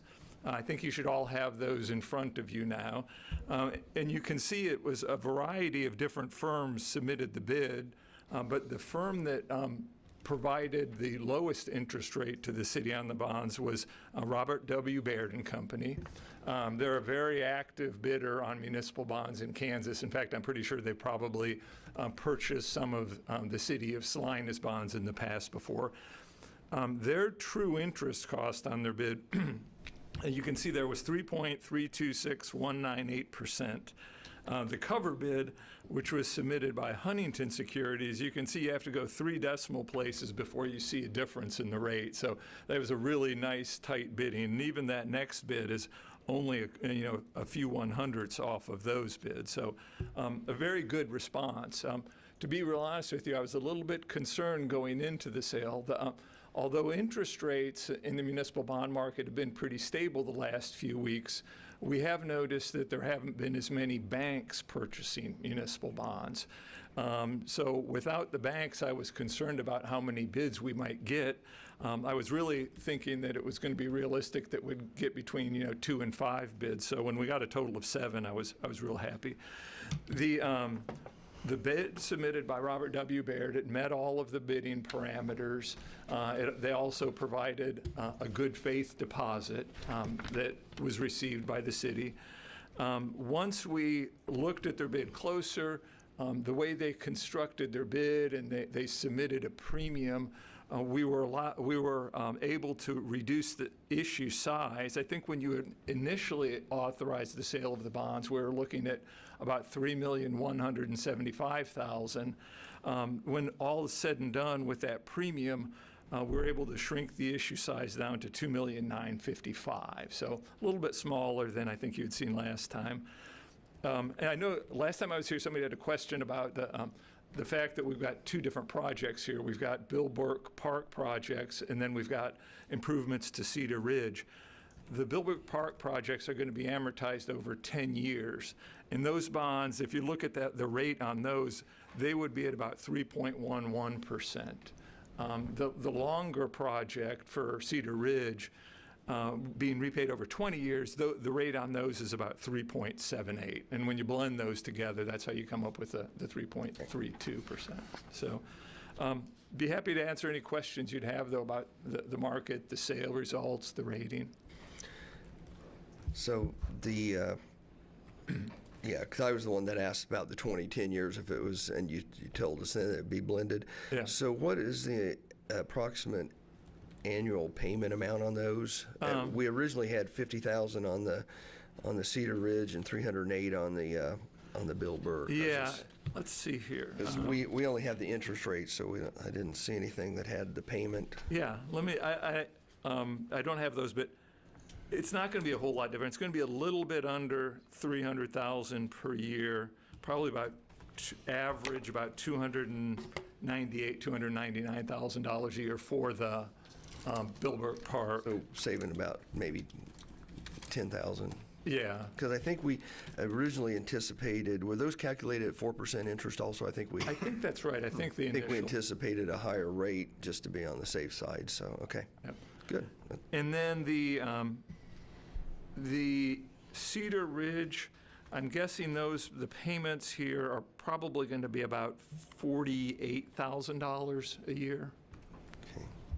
Of course, that's split up between all of the different property owners. So I was just curious if that was there. So good news. Okay. Any other questions or comments for Mr. Atterbury? I was pleasantly surprised by the interest rate. Yeah. Okay, thank you. So as Mr. Ardberry said, that he did mention those two projects. So we have two action items today, the same options for both of those action items. You can approve the item, you can amend it with your, as you see appropriate, postpone the item, or vote to deny. We have Ordinance 231155 on second reading, authorizing the issuance and delivery of the bonds, and Resolution number 238140 that prescribes the form and the detail and authorizes the delivery of the principal amount of the bonds under Series 2023. Staff recommends option number 1 for both items, so we will need to take both of those action items separately. As we make motions on the first one on the ordinance, do we just go ahead and read the 3.175 and then subject to change, because that's the way the original ordinance was the first reading? And then Yes? That's acceptable. and then on the resolution itself, on there, instead of reading the 3.175, it should be the 2,955,000. Correct. I'm not sure, I don't believe that the amount of the bonds is in the resolution caption. Our resolution does have the bond amount. Okay. I just trying to help our motion to make sure we read it correctly the first time.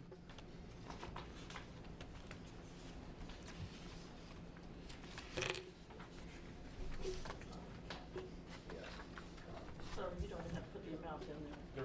The amount of the bonds is not in the caption of the resolution, so the resolution should not need to be. Okay, so just read principal and So you- amount. That makes sense. It's not in the actual resolution verbiage. Yeah, so you'll need to use the resolution rather than the staff report to, Okay. as your basis of your motion. Okay, that's okay. Any questions or comments from the public? Okay, if not, I will bring it back for action on ordinance 23-11155. I move we approve ordinance number 23-111155 on second reading, authorizing the issuance and delivery of bonds, general obligation, internal improvement bonds, Series 2023-A. Second. We have a motion and a second to approve ordinance number 23-11155 on second reading, authorizing the issuance and delivery, and here it did say not to exceed 3.175 million, principal amount of general obligation internal improvement bonds, Series 2023A. We have a motion and a second. We will do roll call, please. Commissioner Davis? Aye. Commissioner Linkowitz? Aye. Commissioner Longbine? Aye. Commissioner Ryan? Aye. Mayor Hoppick? Aye. The ordinance 23-11155 passes 5-0. That will lead us to resolution number 23-8140.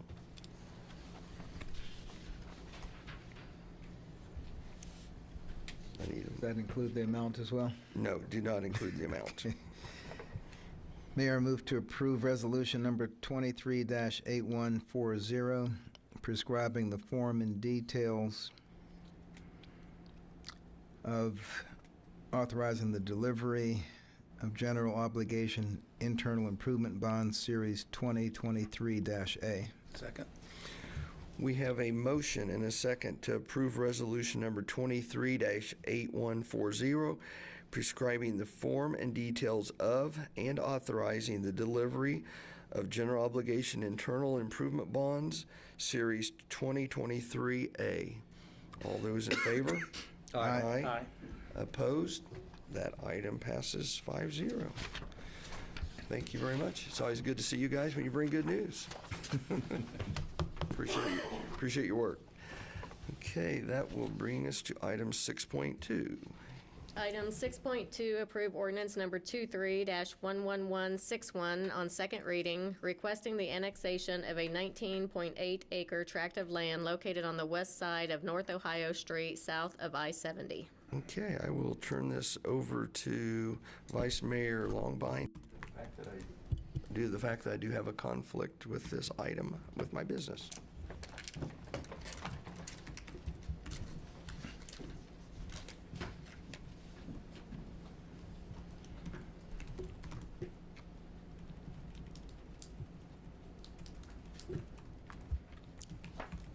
Does any commissioners have any comments on the second reading of this ordinance? Have we read it in? Yeah, I guess we have. No question. Yeah. Any public comments? Bring it back for a motion. Mr. Vice Mayor, I move for approval of ordinance number 23-11161 on second reading. Second. Got a motion and a second to approve ordinance number 23-11161 on second reading. Roll call, please. Commissioner Davis? Aye. Commissioner Linkowitz? Aye. Commissioner Longbine? Aye. Commissioner Ryan? Aye. Motion passes 4-0. We'll welcome back Mayor Hoppick.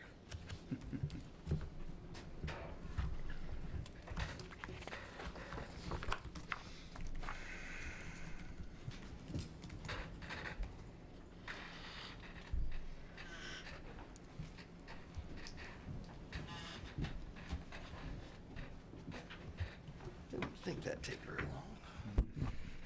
Okay, that will lead us to item 6.3.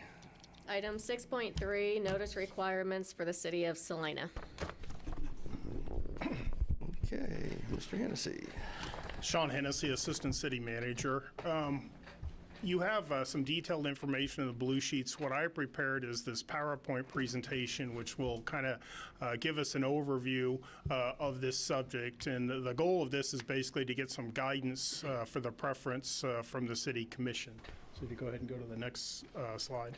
This is just a brief overview of some of the different topics I'll talk about. I'll try to keep this brief, but try to also cover all the different information in regards to this. Go ahead and go to the next slide. So the background. So right now, notice is required in a number of different areas to be published for the City of Salina. This encompasses a wide variety of different situations. It can be rezonings, it can be notices for bids.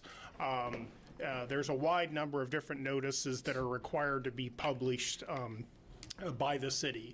The county also publishes a large number of notices, and so between us, we spend quite a bit of time and effort on publishing these notices. So why is the notice required? Well, it's required under the state statutes, and the statutes set it out, and we'll talk about that in a minute, the requirements of where it has to be published.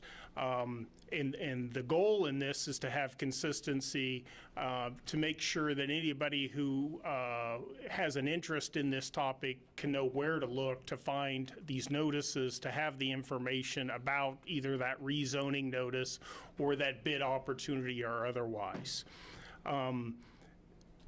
Again, we'll get into more detail on that requirement here in a minute. One of the things that you run into when you start looking at the Kansas statutes is sometimes a lack of consistency. There is a statutory requirement that defines what the official city newspaper is and what those requirements are. And that's very clear in terms of those notices that have to be published in the official city newspaper. Where it's not as consistent is in the statute, it will sometimes refer to just publishing notice in newspapers of general circulation. And then that is not defined in the statutes, unlike the official city newspaper.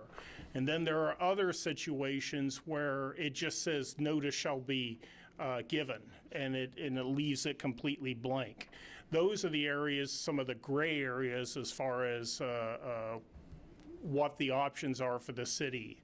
So what I'm going to do is kind of lay out some of those options, how we can encompass those different situations, and then we could get some guidance for the how the city commission would like to progress.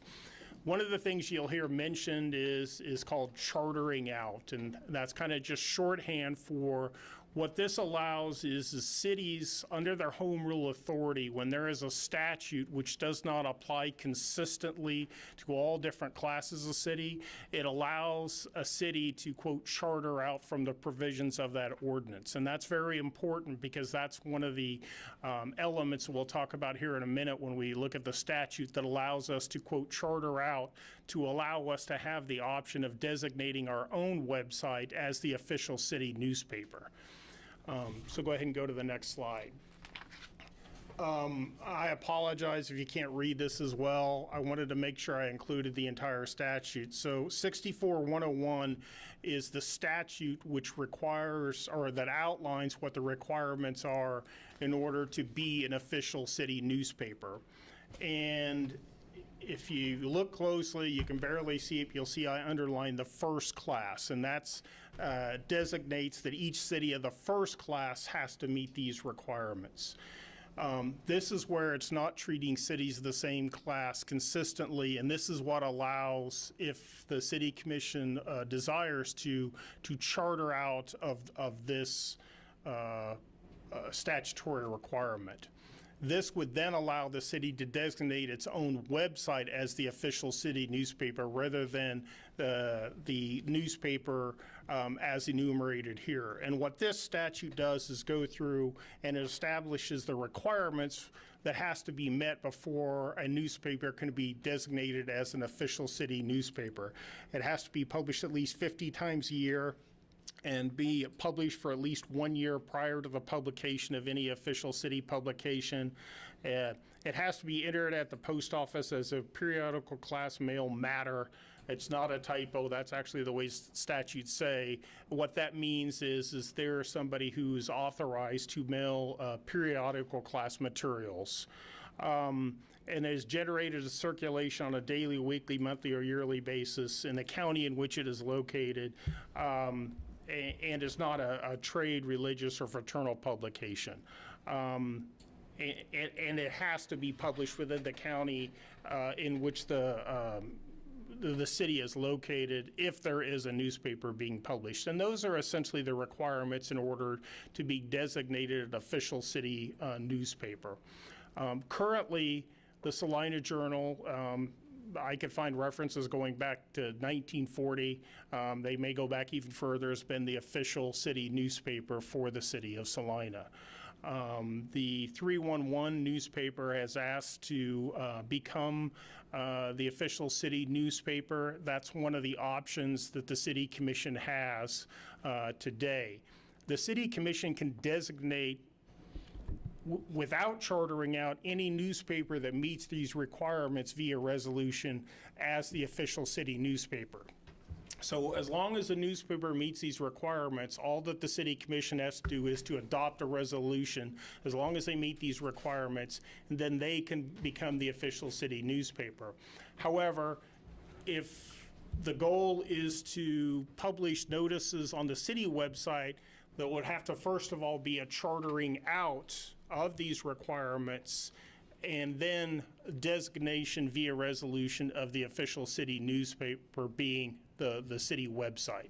So there's a conjunction there of both, depending on what the preference is, where the city commission like to go, of utilizing either a resolution to designate the official city newspaper or a charter ordinance if the desire is to designate the city website as the official city newspaper. Go ahead and go to the next slide. Costs, currently, what you see is the last few years worth of costs. Now, this is all costs to the Salina Journal. The vast majority of these are going to be some of those required notices, although there could be other notices such as job openings or otherwise, which are not required. The cost of the Salina Journal as opposed to 3-1, it's difficult to make a direct apples to apples comparison because they charge in different manner. The Salina Journal charges $2.01 per line, whereas Salina 311 charges $6 per inch column. So it varies depending upon the size of the notice that you're publishing. Salina 3111 believes that their costs are about half of what the Salina Journal would be. It's difficult for me to say that. I would assume that there would be some savings, but that's going to be highly dependent upon the size of the ads, the way they fall. If it's slightly over a column inch, then you're going to be paying for 2 column inches as opposed to individual lines. That's just really going to be dependent upon the overall size of those notices that are published. Go ahead and go to the next one. So as I just discussed before, for all those legal notices the City of Salina may, quote, charter out, those are the ones that, the very clear ones, like I mentioned before, the ones that clearly delineate in the statutes that the notice shall be published in the official city newspaper. So in that case, what the city could do is charter out of those statutory requirements, designate via resolution the city website as the official city newspaper, and then publish to the website for notices. Some of the questions that come up then are some of those areas where the statutes are not consistent. Those areas where the statutes say the notice shall be published in a newspaper of general circulation and then does not define it. Or there is some oddball statutes in there that just say that the city can recover costs, for example, the trimming of trees and bushes in the right-of-way after adequate notice is published. That's all it says. It doesn't say anything else as far as the getting down into those specific requirements. Additionally, in talking with bond counsel, they have talked with the Attorney General. The Attorney General has informally indicated that they believe that bond notices for general obligation bonds as opposed to industrial revenue bonds do need to continue to be published in a newspaper in a format.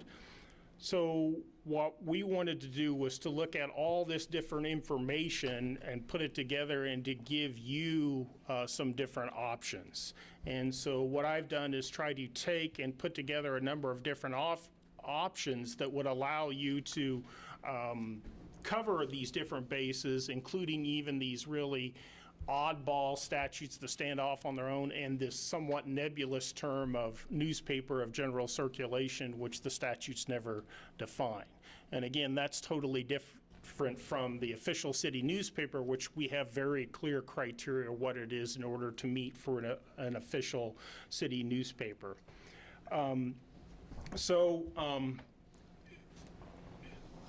The city has those options of either designating another newspaper, in this case it would be 311, as the official city newspaper, and that would then take the place of the Salina Journal. The city has the option of continuing to publish the notices in the Salina Journal. The other area where we have options which could potentially realize some of those savings due to the cost being a little bit lower is if we do what I call 2 of the hybrid options. And what this would be is we would, one option would be to basically go ahead and charter out of the requirements for that statutory system. And then what we would do is we would designate our website as the official city newspaper. So any of those statutory requirements that require publishing of notice in the official city newspaper could be published to the website. We then could also publish any of those other nebulous terms, the ones the newspapers of general circulation, in either the 311 or in the Salina Journal. Or alternatively, what we could do is go ahead and charter out of those requirements, designate the city website as the official city newspaper, but continue to publish all the notices in either the Salina Journal or the 311 newspaper.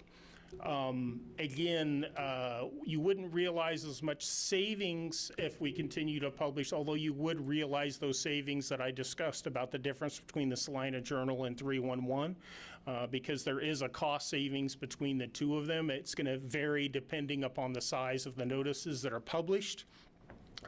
But the advantage of this would be the notice would be published in their entirety in 2 locations.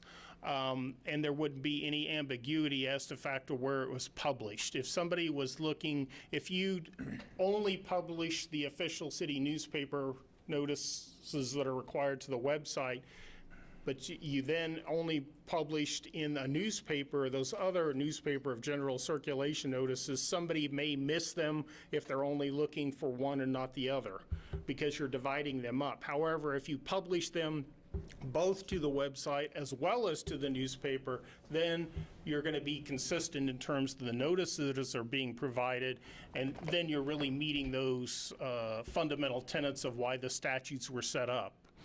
And so those are really the 4 options that you have before you, is really to take no action and continue right now with the Salina Journal as the official city newspaper, and we would continue as we have been.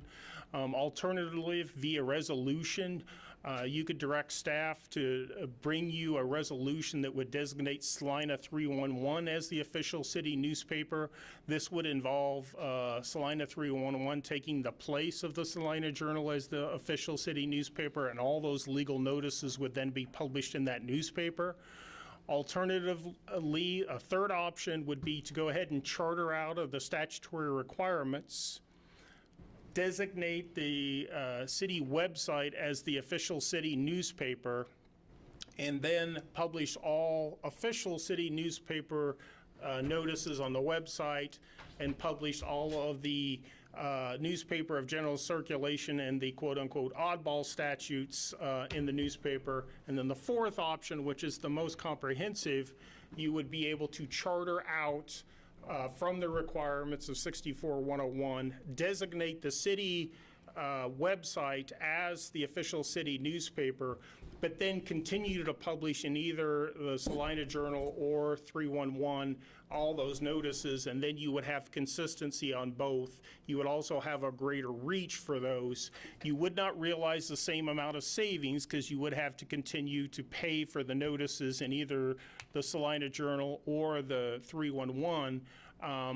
But it would get a much broader swath, and it would cover those uncertain areas where the statutes are not as clear as far as what the notice requirements are. And I realize that's a lot of information to digest, but I wanted to give you that overview and give you an opportunity to ask any questions that you may have. One item of note, our website will have the functionality where you could self-subscribe or self-unsubscribe for notices of these publications. So in addition to observing the newspaper and or the website, we would have the capability of proactively emailing people that chose to be notified. Just to make sure I'm clear, to use the hybrid approach, we would still have to charter out to add the website in as the official. Okay. Under any circumstance, to utilize the website, we would have to charter out. To charter out, there is requirements for that. It would have to be a charter ordinance, which is brought before you, which was adopted. It requires at least 60 days notice, ironically, because it requires the notice to be published in the official city newspaper, and then that notice has to be provided. So if that was an option you wanted to go through, we would have to go through those requirements for a charter ordinance. Do we have a guesstimate on that? I guess the last complete year you had was 2022, and it was $42,000. If we were to charter out and only put in those things that were required, and otherwise use our own website, what kind of fees would we be paying in that circumstance? Did anybody this- eyeball that? Yeah, for this year right now, we're estimating the cost would be around $40,000 is what we pay for notices. Now, this would include a small amount of non-required legal notices, like I said, job notifications or otherwise, but that's going to be a relatively small amount. However, there have been other years, as you see, where it's gone up to $53,000 and it's been $42,000 last year. So those are the total costs that the city is currently paying for the Salina Journal. If you selected to publish in just 311, or if you selected to publish everything in 311 and to charter out and also publish on the city website, there would be, I believe, some savings. It's difficult to make that direct apples to apples comparison because remember, Salina 311 charges by the inch, whereas the Salina Journal charges by the line. I do believe there would be about a 30% roughly savings by going with the Salina 311. It could be more, it could be less, depending upon the size of the ads and the way they fall. But that's the current cost estimates right now. I think I'm asking the question a little different. How much, if we charter out and only publish what we have to publish, and there'd be two numbers because we'd have to make a choice between 311 and the Salina Journal, how much would we be spending to publish what we had to publish in a newspaper? Yeah, I think what he's The asking bonds is and- we would only have to address the bonds and then certain required notices of general circulation. In other words, we wouldn't be publishing everything in 311 or Salina Journal. It would just be those that are required under statute, I think is the question. Yes, and that would be under option 3 that you have before you. That would be the official city newspaper would be published on the city website, and then those bonds and other areas would continue to be published. This is only an estimate. I would say it's roughly a third of the total costs would be there. Again, that's going to be highly dependent on how many items fall in those categories of being either published in a newspaper of general circulation or one of those rarely used ones, the real oddball ones that just say you have to give notice and they don't specify any way where it is noticed. So I would anticipate it's roughly about a third of the cost, but again, it could be more or could be less than that of the current costs that we're paying with the Salina Journal. Again, if we go with 311, there will be some cost savings there, and then it would be a smaller percentage of it. So there's a lot of different options there as far as what the costs would be. And then in the end, what it comes down to is the size of these notices and then the way those costs are calculated.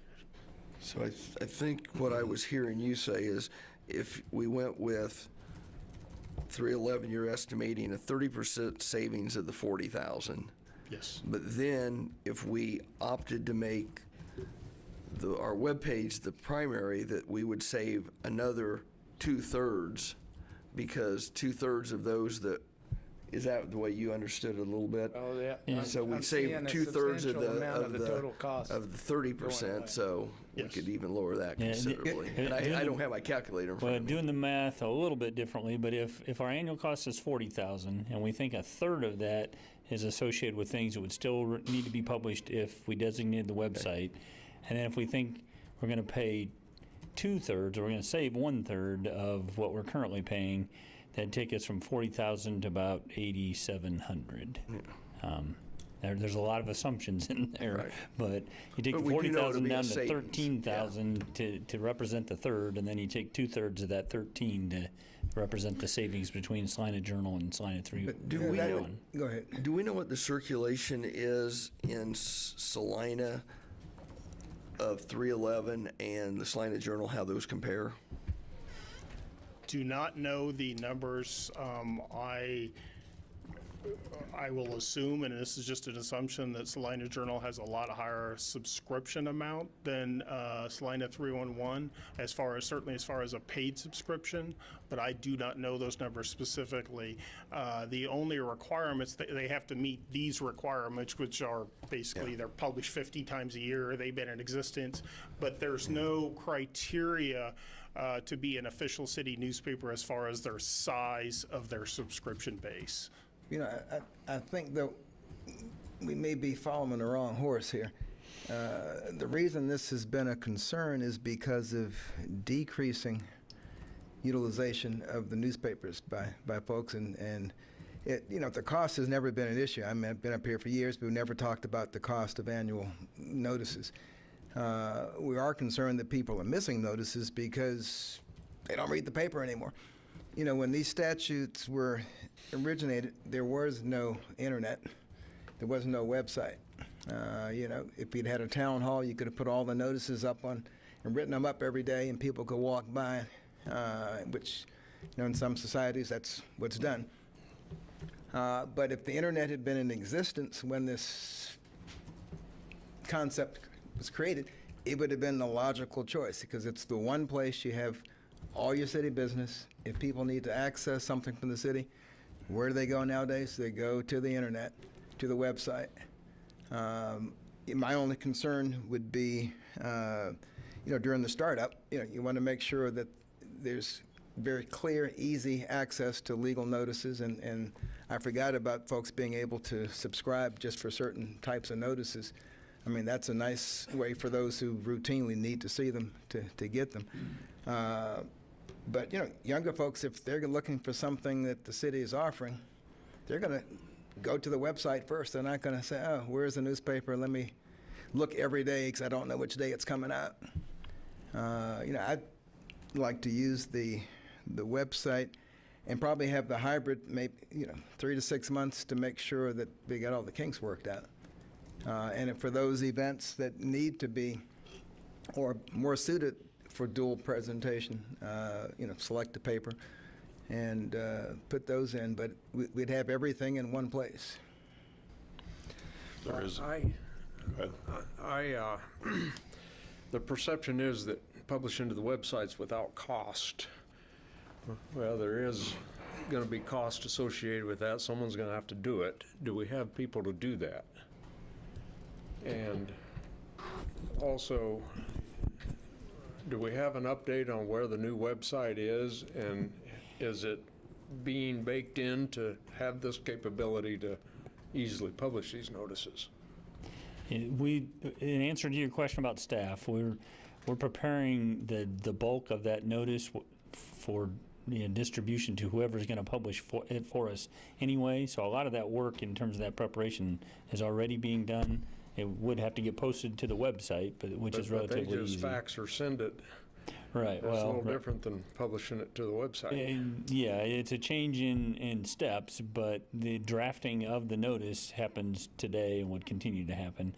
And the website, I ran into a staff person on the way down here that said a press release is forthcoming on rolling out the new website, and I'll look to Deputy City Manager expect the Jacob website Wood to be for- ready on the 31st.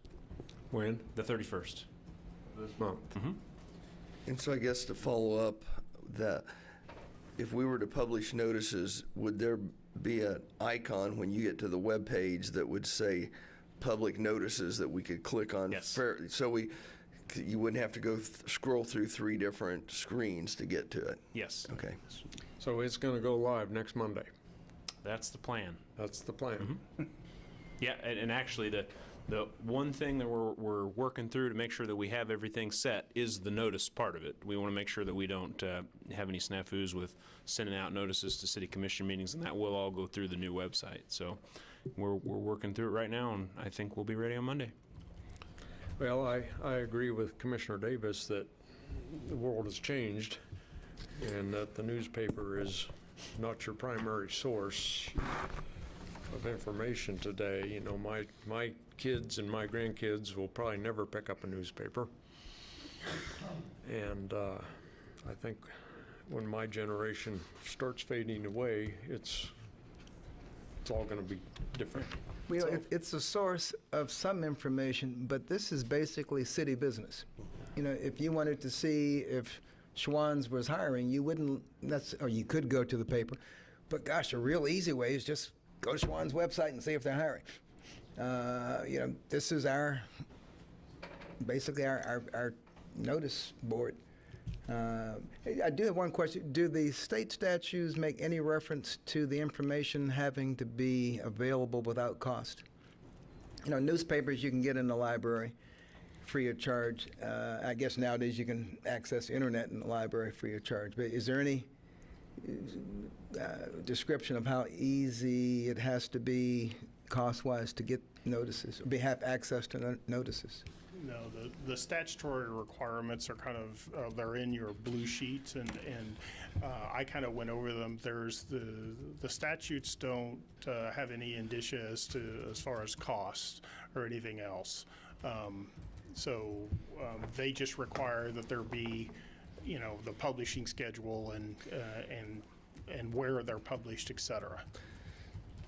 And I think to follow that thought process, you can go to the library and pick up a newspaper. You can also, there's access to computers also. Yeah. So I think you have the same access either way, probably. Yeah. And the Kansas House did have an item to amend this resolution, but it never made it out of committee. Did they say why? Did they say why it didn't make it out of committee? Oh, I think they just had too many of the Other things, I was going to say. 'Cause and it wasn't very it's important. probably coming, I would guess. Yeah. So. Probably worth mentioning, there's a representative from Salina 311 in the audience. He may want to chime in regarding those, the question regarding circulation. But the question I had was pertaining to, is there precedence of cities using the website solely, and is it holding up in court? There are a number of other cities in Kansas that have done this. However, no other city of the first class has currently completed this. There was, it was either Shawnee or Olathe. It was a number of months ago when I looked at it that started the process, which was another first class city. However, there have been a number of other cities that have done this. Inman, Dodge City has also done this, and there was actually legislation in the last session basically to smooth this out a lot. However, that legislation did not pass. So the options, we still have the options that are laid out before you as far as chartering out, but there have been other cities that have done this. However, they are usually, Hayes being another example, a second-class city that has gone to solely their website. And even though they meet the criteria to be a first-class city, they're still classified as a second-class city. So. Do you know if there's been any court cases that have popped up pertaining to this issue?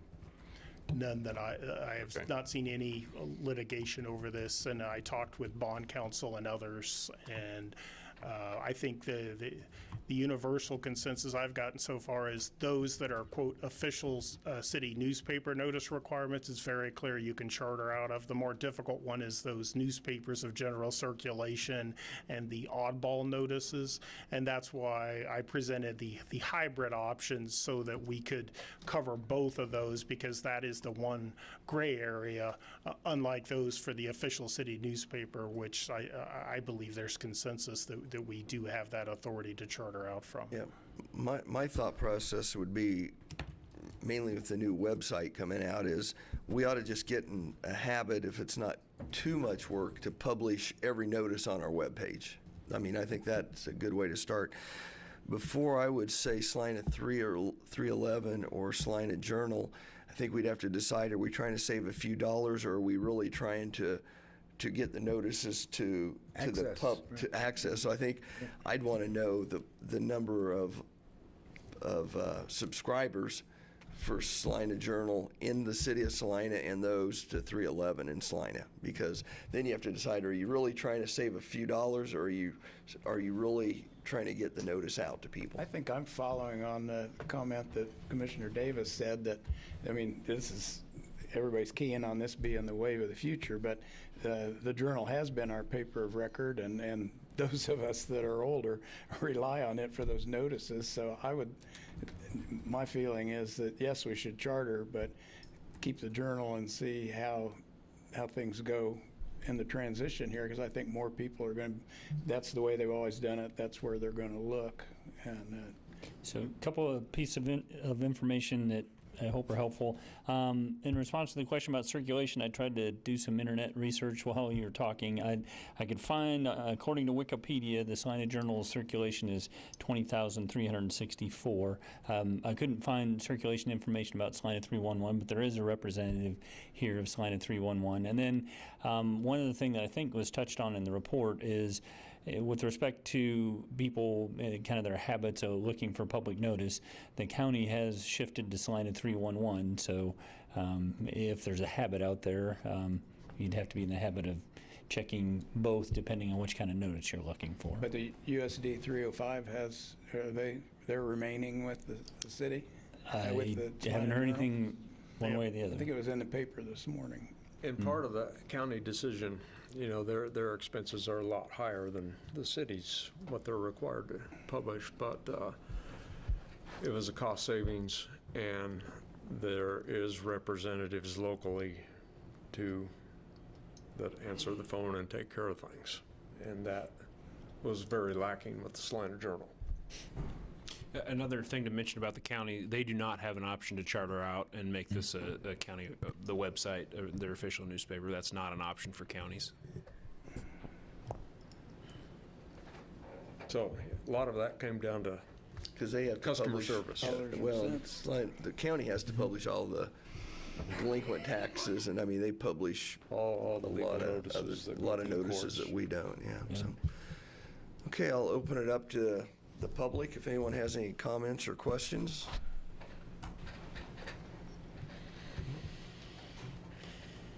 My name is Joshua Barnhart. I'm the owner of Salina 311. Our subscriber is 4,000 print, 21,000 digital.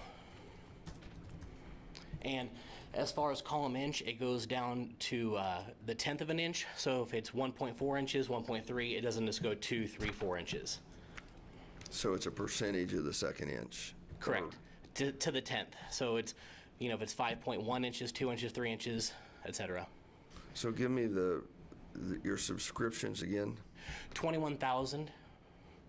Is online. Yep, and then 4,000 for print.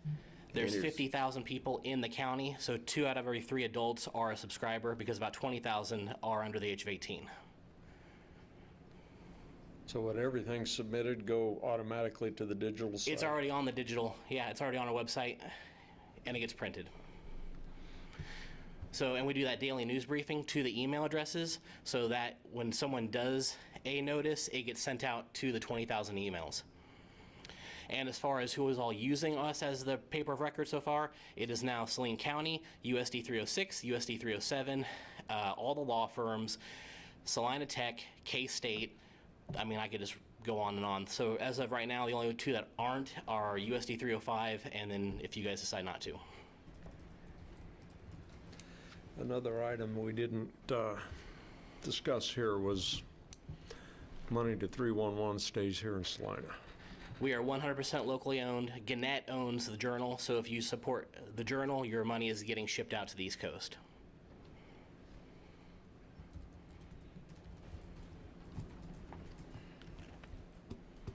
Any questions for me? Okay. A personal note, I've subscribed to the publication, and I do like it. I like the format, just for what it's worth. Norman Mount, it's taxpayers' money you're messing with. See, I'm more middle of the road than that. I couldn't decide, so I still have subscribed to both. But, it's. But again, what I'm looking for is the sports section and the crosswords. If I was looking for city legal notices, I'd probably, look, because I'm assuming on our website the legal notice can stay up for every day until forever till you decide to take it down.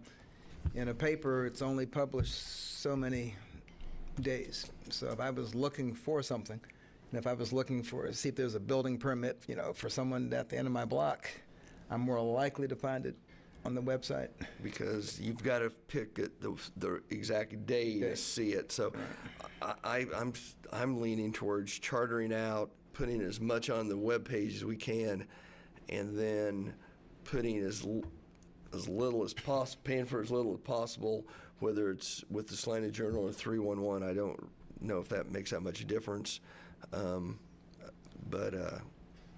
Because I really don't believe there's that many individuals that actually look for public notices. They stumble across them, if I had to guess.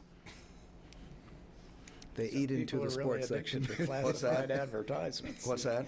Many people are addicted to classified advertisements. That doesn't affect us directly, but I guess I agree with that position, but I'm kind of traditionalist, and at least for the time being, I would want to continue putting the notices we had to into the Salina Journal until they're still published 6 times a week, and I think it's important to print in a physical paper that's widely available. Yeah, I wouldn't change both at the same time. I'd get the website up and running, make sure that people who usually look for those notices are satisfied that they can find them, and then we can decide what to do with the print. That's kind of my concern, getting that website up and running and assuring that we have staff to edit this page and get these Look, notices published. I'm thinking most of that work's already being done now. I don't know the cost and time to actually push it to the website, but I'm sure more time is being spent creating it to begin with. I mean, they send it to someone, they may as well send it across the hall. Yeah. Well, I would be in favor of chartering out and utilizing the website and keeping the dollars we do spend local with 311. I think we owe it to the taxpayers to charter out, and I'm definitely open to the 311 option. I think it's an ever-evolving product, and I like the direction it's going personally. And Commissioner Longbine, you made a comment about that money staying local. That resonates with me. And I have to admit, I have not paid much attention to 311, so I'm not even sure what they have as far as if I was looking at the classifieds like the Journal. Can you tell me do they have many classifieds? I guess they're going to have the... Well, it's just getting started. It's all local coverage, basically. But it's all local, and it's in a format where it's this size versus the traditional, larger paper, which I find more palatable. But it's just a personal preference. My guess, and anyone in here, please correct me. I'm thinking the Journal probably still has more space dedicated to advertisements and, hate to bring this up, but comics. But again, when I'm looking, in each one of those, I'm looking for different things. But it's if you want more national stuff, then the Journal's going to have it. If you want more local stuff, 311's going to have it. So just depending on what I'm looking for in the paper that day, I'd go to one or the other. Seems like I'm the tiebreaker, and I am really not sure. Well, do we have to decide both? Because we can't really switch off of either one of them until we make sure that the website is handling it. Right. If your primary concern is giving the website an opportunity to prove itself, then you could instruct us to bring this back at a future date, and we at that point, I think what I'm hearing is... I would like to, I like that idea. Because let's try get the website up. Let's leave it the way it is. Can we address it in 60 days? Maybe that'll give us a little bit of chance to review 311 versus the Journal, and maybe get some subscription numbers and just make sure and I do like the idea of the dollar staying here in town, and I do know 311's trying to do a good job of carrying local news. Right. The other thing I look at is our older population probably still takes the Journal instead of the 311, and they're the ones that are likely not to look at the website also. So I can go either way. Let me mention one more thing that comes to mind is that a lot of the 311 is AI generated, so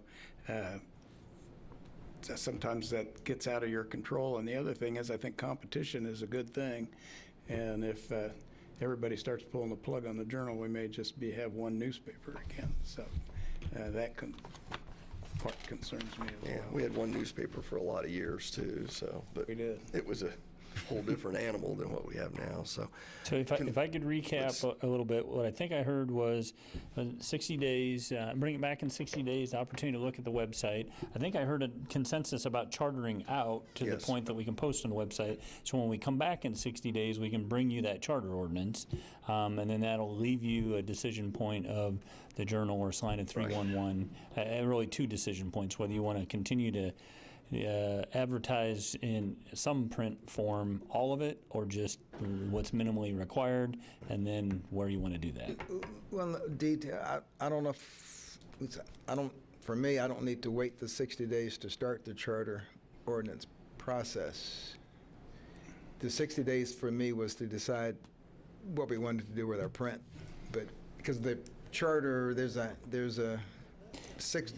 I know the 60 days is in there somewhere. I can't remember where it is right now. There's a 60-day protest period as well. After it's passed. I think one element of the charter ordinance is going to be providing clarity about what we're designating as our location for publication of notice, so that Journal, that further direction about what we're going to publish and where we're going to publish it would need to go in the charter ordinance. Well, if you wanted to speed it up, you could continue to have the Salina Journal, and then when we do vote on the charter ordinance in 60 days, if we wanted to make a change at that time, we could. Yeah, that's what I'm thinking, is we can prepare the charter ordinance, you'll know how the website's performed, and at that point, your decision points will be, do you want to refine the print publications down to the minimum, and then where do you want to print where do you want to do your print publications? And I think I would lean toward this dual hybrid option that Mr. Hennessy presented of publishing what is required in the paper and the rest on the website. Okay. We can prepare the charter ordinance to start there and be amendable as you see fit 60 days from now. Okay. Well, yeah, the charter amendment will basically just remove the requirements, so we'd be able to designate the city website as the official city newspaper. At any point, you could adopt a resolution designating either the city or another newspaper as official city newspaper. The charter basically just allows us to be able to designate the website, but then at any point you can adopt a resolution designating the official city newspaper. And I think I would be willing to make a motion today to charter out, except I want to see the website up on its feet before we take that action. We take that, or do we wait till we get the charter? I mean, we're giving you direction how to bring the charter ordinance. So we can bring you the charter ordinance at the next meeting, or we can bring you the charter ordinance in 60 days. There will be a 60-day. I think as soon as, now that we've discussed it, as soon as staff can prepare it. Okay. Okay. Okay. Thank you, everyone, for your input. Okay, we have no development business. Is there any business that a commission would like to bring before the? Yeah, I went to an event Saturday night and got a lot of citizens who guess who knew I'd be here Monday. And one gentleman asked me a question. I don't need an answer for it today, but The second meters that most people have to irrigate their yards are charged at a higher rate than the first meter. And the first meter it's for water coming in and for sewer going out, assuming that a certain percentage of that water that comes in goes out. He said, but the second meter, most of that water stays in the ground or evaporates, so it's no burden on the sewer system. And he was curious if the rates for the second meter took into account that the city doesn't have to handle that water again.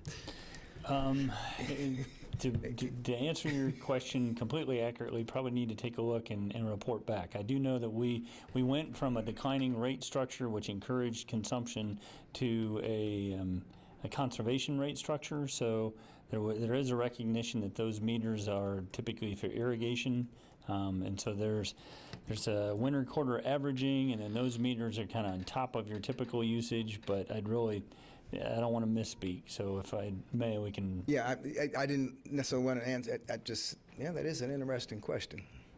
Yeah. And when he said it, I said, yeah, I got a second meter myself. And I was just, and you're right, that water doesn't usually end up in the drain. I had never heard It's of not having a supposed to. dual meter system. Me either. Believe me, I'd rather run it all on the Well, first one. the financial rationale for a second meter is not to avoid the sewer charge and to, essentially save money versus having it all run through one meter. But there is a conservation rate structure aspect to that I need to take a look at. And you have more water pressure when you have a separate meter. I can attest to that. Which is handy. Okay, anybody else have anything? Okay, that will bring us to Citizens Forum. This is an opportunity for any individuals that would like to come forward and address the commission. We ask that you please keep your comments to 3 minutes or less. And please give us your names and where you're from. Out again. Thank you, Mr. Ryan, about artificial intelligence. It's being discussed a lot in the news here lately. Artificial intelligence, it'll be the best thing that could ever happen. It will correct some serious mistakes, misuse of the legal system. We need to take control away from the human mind. The humans are the weak link in life. We got to remove the humans from it. It's Newton's law.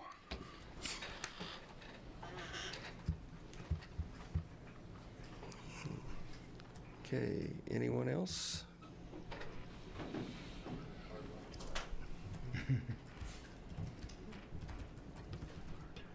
I'm Ken Ritz. I'm in favor of artificial ignorance. Can't get enough of that. But anyway, a couple of things. On the water meters, I believe if you water your yard through your regular meter, you may end up paying more for the water because that puts up your sewer rate if you're watering through your yard meter. So I think that they've got it turned around there.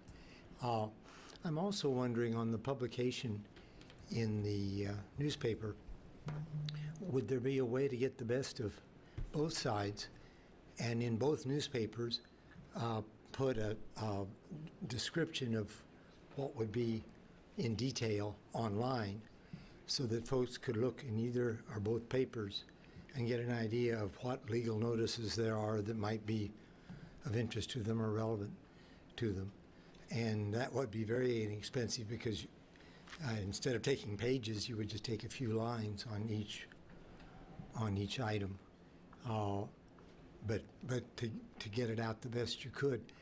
And also to offer, for anyone that wishes it, a written, printed form of the legal notice, of all the legal notices.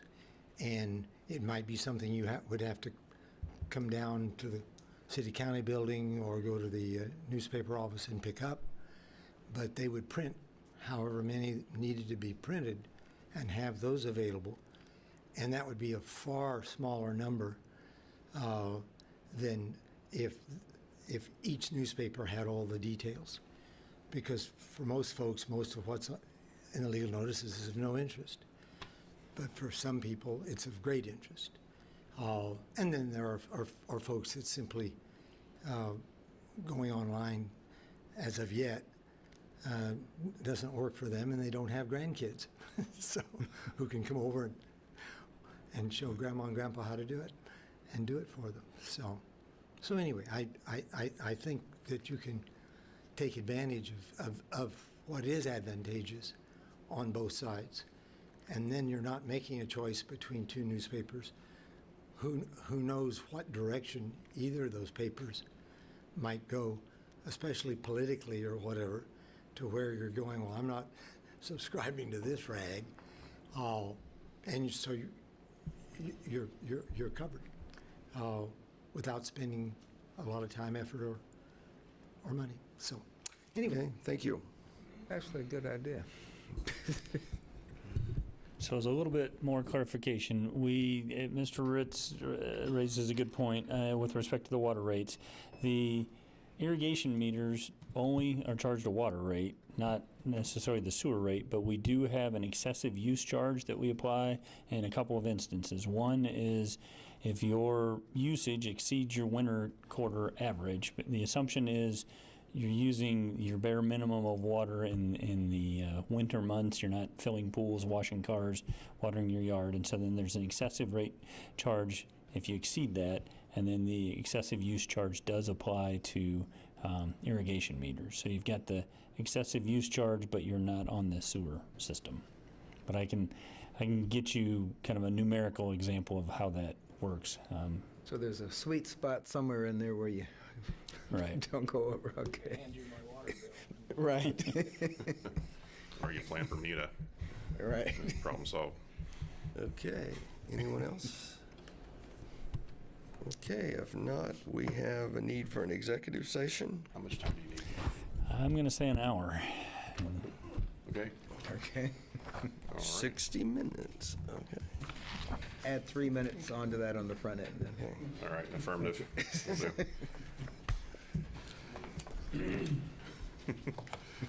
Mr. Mayor, I move the City Commission recess into executive session for 60 minutes, well, actually 63 minutes, to discuss with special legal counsel the subject of confidential legal considerations relating to the point of negotiation with Salina Destination Development, LLC, regarding the city's multifamily housing project based upon the need for consultation with an attorney for the public body, which would be deemed privileged in the attorney-client relationship pursuant to KSA 75-4319, Section B, subsection 2. The open meeting will resume in this room at 6:20 p.m. Second. We have a motion and a second to recess into executive session, returning into this room at, what'd you say, 6:20. 6:20. All those in favor? Aye. Opposed? So I've got some housekeeping items. In addition to the governing body, people in attendance will include myself, City Legal Counsel Greg Bankson, Deputy City Manager Jacob Wood, Assistant City Manager Sean Hennessy, Community Development Director Lauren Driscoll, and then participating remotely will be our Special Legal Counsel for this topic, Stephen Sparks, and our Financial Advisor, Matt Webster. And then don't expect any action to be taken coming out of the executive session.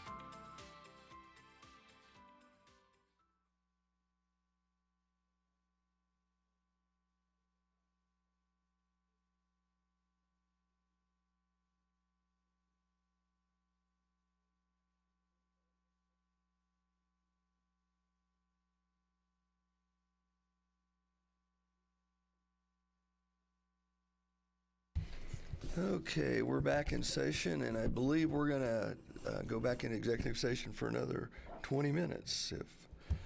All right.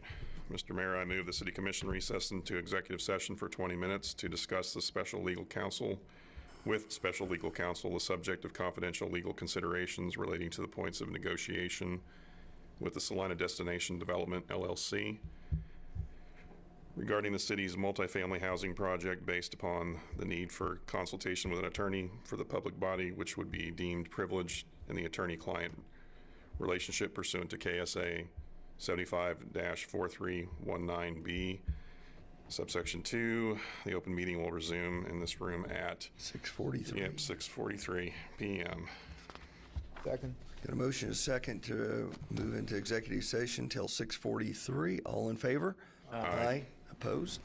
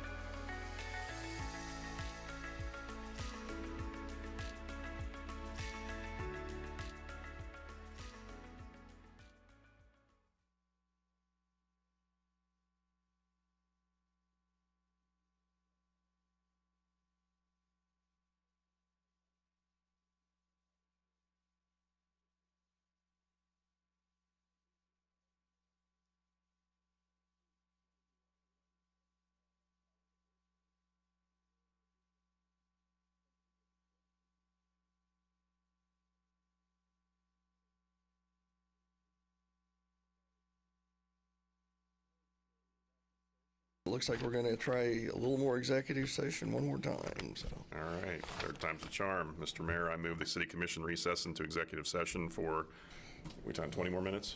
Yeah.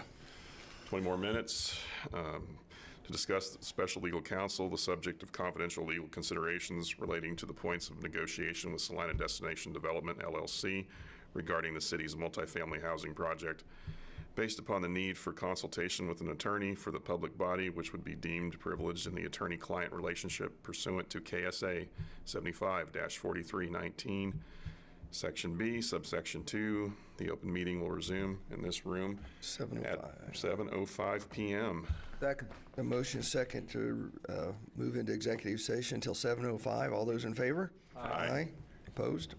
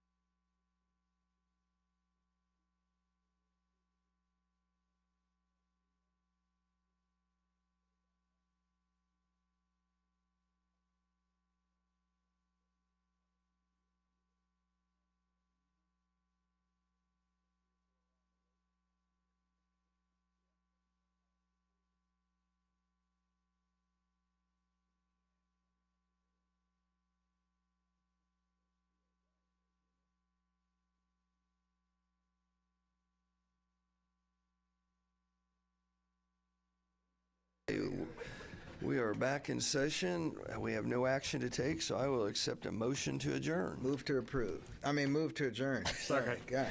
All in favor? Aye. Okay, see you in 2 weeks.